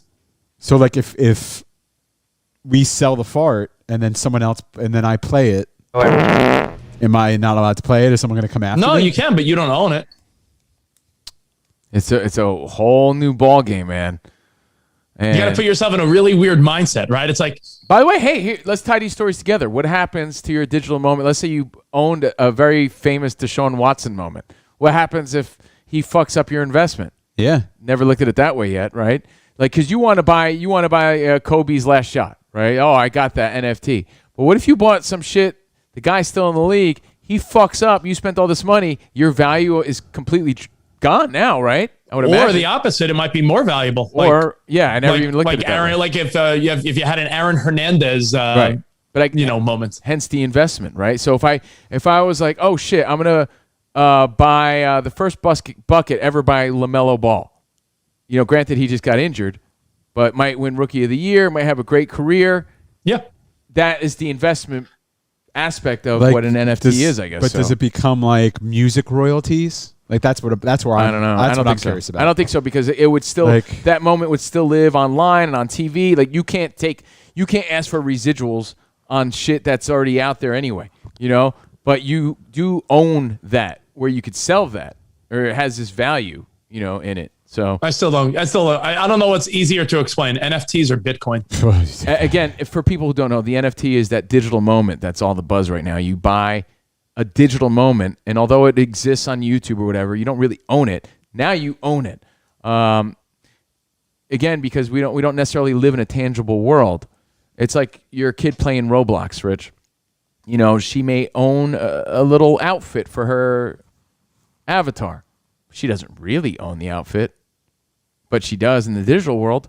It's the same thing. And people live in the digital world. Yeah. So that was a great example because people are saying like when you buy stuff for avatars and in the video game world, it's not real, but you're still buying it and there's a value. And you know what happens in Roblox? It's like Ready Player One. You ever see that movie? Yeah, I loved it. It was great. Where you have all that stuff. Yeah, it's awesome. It's But some things are limited. It exists in the digital world. But some things in that digital world, let's say Melody bought, I gave her Robux.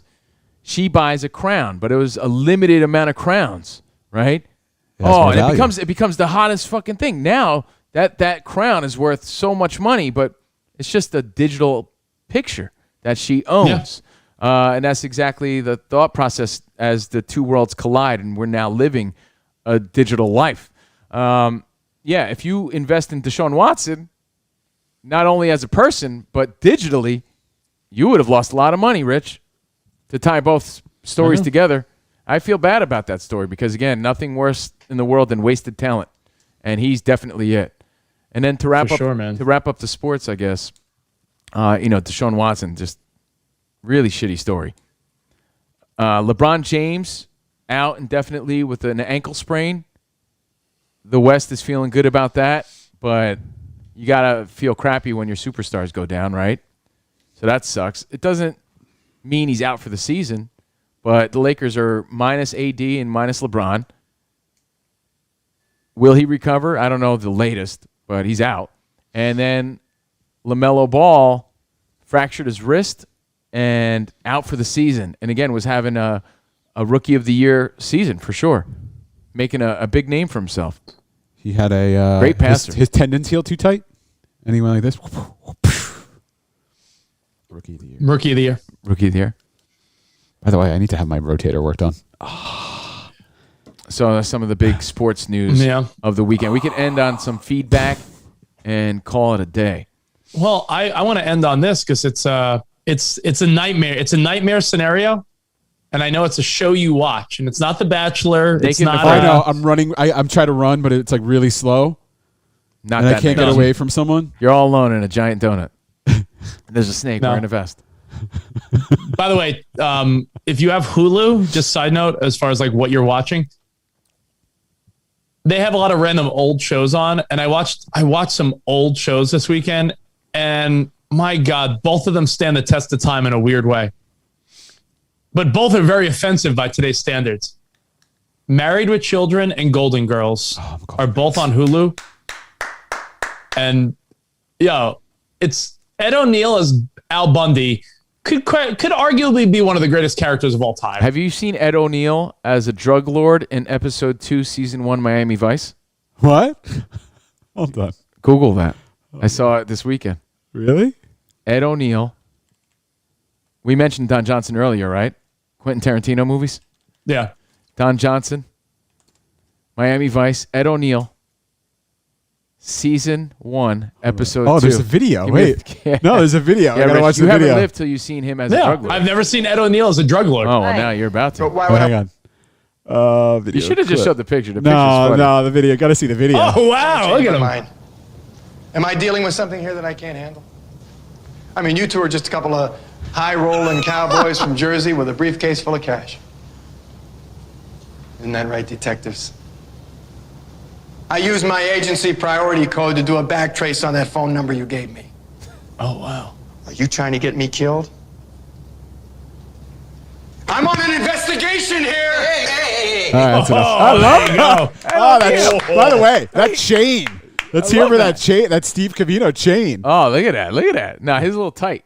Yeah, pull up the picture. Pull up that picture, though, so Rich can see it. It's fucking great. And don't, please, Rich, not This to take one? you off your train track.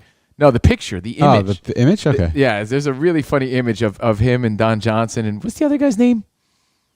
Tubbs? No, his real name. The third one. That's the one that there's a meme floating around. It's like, you haven't lived until you've seen Al Bundy in season 1 of Miami Vice, episode 2. Or like, you don't know shit about Al Bundy unless you know this. Something about that. Yeah. That chain. That's funny. That should be a good. That's a good look for you. You should do like a shirt open. I think he was great. I guess he was With your typecasted as chain. like sleazy looking guy back then. So It's funny. Fantastic. you got Married with Children on Hulu. You been Married on with that? Children, I watched I watched a few of the early episodes. Then I watched Jefferson's first episode. I was just scrolling through late night. I couldn't sleep, and everyone else was in bed. So I was watching old random episodes of Married with Children and Spot. Golden Girls delivers so hard. that It's show. so good. Now do you see why I love it so much? It's just it's so fantastic. The pilot episode, I forgot the pilot episode is so fucking funny. Like it's just really well written. It's one of those shows that so many of those old shows stink. Like I watched the first episode of Perfect Strangers and it was so bad. Why would you It was do that? so though? bad. What made you do? You had time to do that? To watch fucking Perfect Strangers? The show sucked then. It really was. I don't honestly, Covino, look at what's trending on Netflix and Hulu and Amazon. There's nothing. Is there anything you're really watching right now? I have Jack Black fucking videos on Instagram. Yeah, like not a whole lot. You're right. Yeah, it's sort of like, I've resorted to Naked and Afraid. I'm not even kidding you. Yeah, like you're right. Which is what I'm ending today's show Okay, on. great. A nightmare scenario. Oh boy. You know, I Googled, there's been 0 deaths on Naked and Afraid, and I can't believe that because the scenarios that they put these people in, they must have crazy lawyers involved in this show. And by the way, have you noticed not only on Naked and Afraid, when you're watching a lot of these reality shows, do you realize that the people on the, do they tell the people on the home shows to be completely demanding and unrealistic of what they want for how much they're willing to spend? Or is that just everybody? I mean, I feel like when I was looking for houses, I was pretty realistic. Like, all right, if I want to spend this amount of money, I'm not going to get this. And if I want this, I'm going to have to spend. I feel like everyone on that show is told ahead of time, like, yo, be an unrealistic asshole. Yeah, the producers probably tell them to be overly annoying with their requests. There's so many shows. Honest. Remind me of the one I'm watching where they show them a bunch of homes and they pick one. House Hunters, right? Mm-hmm. Is that it? Yeah. Everyone wants to be close to the city and pay no money, or everyone wants a lot of space. Oh. And no one, and it's always like the asshole. They always make the husband look like the asshole that doesn't want to spend money too. You know, it's a ridiculous show along these lines that just, I think it was in the top 10 over the weekend, was Marriage or Mortgage. Oh yeah, that was on. Netflix. I tried to watch it, and my mother-in-law turned off. She's like, "What's this stupid thing?" I watched the first episode where it was like two 22-year-olds, 23-year-olds, and they're like, "Yeah, like we live with our parents now, and like we're debating between having a wedding or buying a house, and like they're looking at all these. It's ridiculous." I'm like, "How are you affording this? What are you doing?" Yeah, and they're going to Tulum. So, and they're going to Tulum. Good luck dating girls. By the like way, no, I won't give it away. I won't tell you what they chose. Right, but guess. Oh, anyone that chooses a wedding over a home, it's a dumb idea, but I get it. If you were given the choice between the two, wouldn't you choose something a little bit more long term? Yeah, but I mean, as Covino says with taco shells, soft or hard, why not both? Yeah. Why not a wedding and a home? All right. Nightmare scenario. Let me end with this on today's Monday action-packed Covino and Rich show. Nightmare scenario sends naked and afraid contestant home early because bugs were crawling into her vagina. Oh my God. Yeah. I'm not surprised. I watched an episode last night. Guy got stung twice on his pee hole. Dillsnick? On his dillsnick. Yeah. On Sunday's episode of Naked and Afraid, yesterday's episode, a contestant by the name of Megan had to deal with a terrifying bug situation. The 27-year-old from Flagstaff, Arizona, was the victim of aggressive biting insects who had no respect for her privacy. I felt them crawling into my private areas. Oh my God. Megan was unable to get any sleep due to the bugs attacking her, claiming she has never slept for more than 30 minutes on the show. Uncomfortable in pain and tears, Megan can be heard saying, "They're swarming me. They're crawled up in between my vagina lips. I can't handle it. I'm out."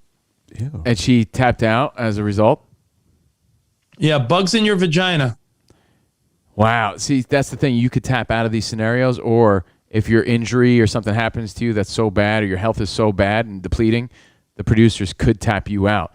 Dude, I had no idea. This show is a whole scene. I just started watching it on a whim because of what you said, like the lack of stuff right now. And I really found it completely interesting. It's on Discovery. And you learn a lot, and it's about survival, and it's really cool. Like the naked aspect of it is like secondary at that point. But you're right; it's still a part of it where, you got bugs in your asshole, and up in your privates. Like it's terrible. Can't just go on Naked and Afraid and say bug. No, I never heard of this sort of story, but they have referenced things like that on the show, and it's intriguing because I've looked it up last night. Or Jordan did, and she told me that there haven't been any deaths. A woman faked her death to get off the show. Yeah, like she faked like hypothermia or faked something to get off the show because she was like miserable. So there was like one incident, but dude, it's a wild show. I highly recommend it to be honest. I'm surprised it's not more popular, but it's popular enough where there's like 20 seasons. So I'm just way late to it. All I watch is Sid the Science Kid now. That's your jam, right? Yeah. Crawling into my privates. There's no bugs crawling into privates on that show. I can tell you that. Actually, we should end on that note, Rich. How life comes full circle and you connect the dots. Yeah. Like a lot of people watch certain things. They're crawling. A lot of people watched Coming to America, the original, for the first time, realizing like, oh, that's where they got. Like they never heard that reference before. Hello, my neighbors. Fuck you. Yes, fuck you. Fuck you too. Like a lot of people are like, oh shit, that was from Coming. I didn't realize that until I saw it. Mm-hmm. And then you piece shit together. Or things that we say on this show. Like I say cocktail fruit. And a lot of people don't like that. Like Sean Wyman and Ian Kennedy. Like why does Covino say, oh, he's going to have a nice cocktail fruit? this weekend. I hate when he says that. It's from Half Baked. But not until you see Nasty Nate say it in Half Baked do you connect the dots and say, now I get it. It was still stupid, but now I get it. Yeah, I was watching Sid the Science Kid with my daughter, and he starts singing. He's like, I'm looking for a friend. I'm looking for you. That's and I'm just like, funny. that's that stupid song Covino sings. That's where I got it from. Yeah. From Melody Sid the watching Science Kid. all that stupid shit growing up. And then that became a viral little clip on TikTok when it was called Musical.ly. So Musical.ly was something that Melody was way into before TikTok bought it over and, changed it up a little bit. But she used to play that little soundbite all the time. And I would come in and I would sing that as Rich Davis. And Rich finally figured out what it was from by chance, which is like the greatest aha moment in life. Is this it? Yeah. There he is. Take this, YouTube bot. What an annoying little shit. I'm looking for my friends. I'm looking for you. There's Gabriella. Watch what I can do. That's enough. I'm Vicky David. Yeah. I'm looking for what I can do. Oh my God, this is Rich. Yeah, so that's why I turned that into a Rich song for years. Yeah. But if you didn't know, then you just thought it was stupid. But then when you realize, that's why I'm always waiting to figure out, like, oh, that's where my dad got that shit from? Like, I'm waiting to watch some, like, old Charles Bronson movie or something. And he says, like, to each his own. Provolone. And I'm like, oh, shit. My dad got that from Charles Bronson? I didn't know that. Oh. Or, like, like, I want to see Clint Eastwood one day say, don't go busting my chops. Don't go bust. And I'm like, oh, shit. That's where my dad got Steve. now it makes sense. Because, we all a lot of times get our shit from influences. And Rich saw that this weekend and hit me up with it. Actually, when you hit me up with that, Rich? So funny. To wrap up the show, guys, 2 things we need you guys to check out. On our Patreon, you're already here. Rich did a Behind the Velvet Rope with his wife, right? Yeah, he did. Where Rich, you could tell me, how that went. But I also did a Behind the Velvet Rope recap of the week. I started off my weekend with a drink with you guys, a cocktail fruit, and I played a quick jam. Just a little hangout with me as we recap the week behind the velvet rope from my condo. I'm trying to do that, and you were calling me, interrupting my broadcast, and I'm like, why is Rich calling me? Am I doing something wrong? Why is he calling me? And he was calling me to tell me that he finally saw that. I'm looking for a friend. I'm looking for you. Yeah, he finally saw that, and I was like, fuck, Rich, you're messing up my broadcast. What the fuck is so important? But, it was a funny moment. How did your... Rich called me. I was like 11 o'clock at night. I forget what day was it? I called you at 10 o'clock. I No, called it was you at 11. 10:40. It was 11. And you called me just to tell me you watched the first episode of Golden Girls. Because I love Golden Girls so much. Yeah, but it was like 10. It was like 10, 11 o'clock on a Friday or Saturday night, and I'm like, I know Spot. I was like, your wife's sleeping and you're in the living room. He goes, well, yeah, you're right. Well, I knew. Full disclosure, I was on the bowl, but that's another story. Or else you wouldn't have answered the phone, probably. Yeah. So Rich, you called me in regards to that Sid the Science Kid clip while I was doing a broadcast. You fucked it up twice. I'm like, oh man, he called me again. I'm like, it must be important. And then it freezes the broadcast and makes you feel like ass, but whatever. If you missed any of our Behind the Velvet Rope stuff, again, another reason to get subscribed to Tier 2. I did my little thing. It was fun to hang out. But Rich, you did like an hour and a half broadcast. Anything you want to share with us that we're able to watch it? You know what? I'll recap it a little bit tomorrow because I was unaware. Okay. I was unaware of Sarah's love for motorsport. I was like, so. Oh, okay. I'll explain. I'll explain tomorrow. Continuing to be more manly than all of us. Yeah. Leather and lace, Rich. Leather and lace. Wow. So we'll see you guys tomorrow. Yeah. Spot with your USA tank top. USA. Yeah, support my country. USA. USA. And if you want to get a head start on tomorrow's show. By the way, this is the end of my tank top reign.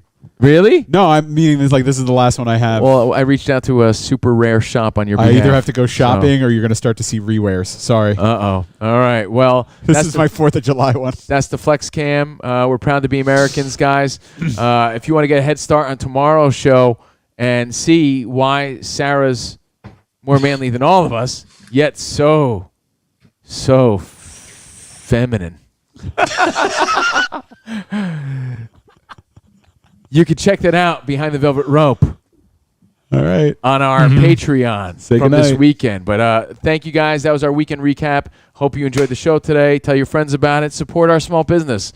And the show continues at Covino and Rich. We'll check all the feedback. All right. Arrivederci, baby. See you in the promised land. Goodbye. Goodbye, Bye. guys.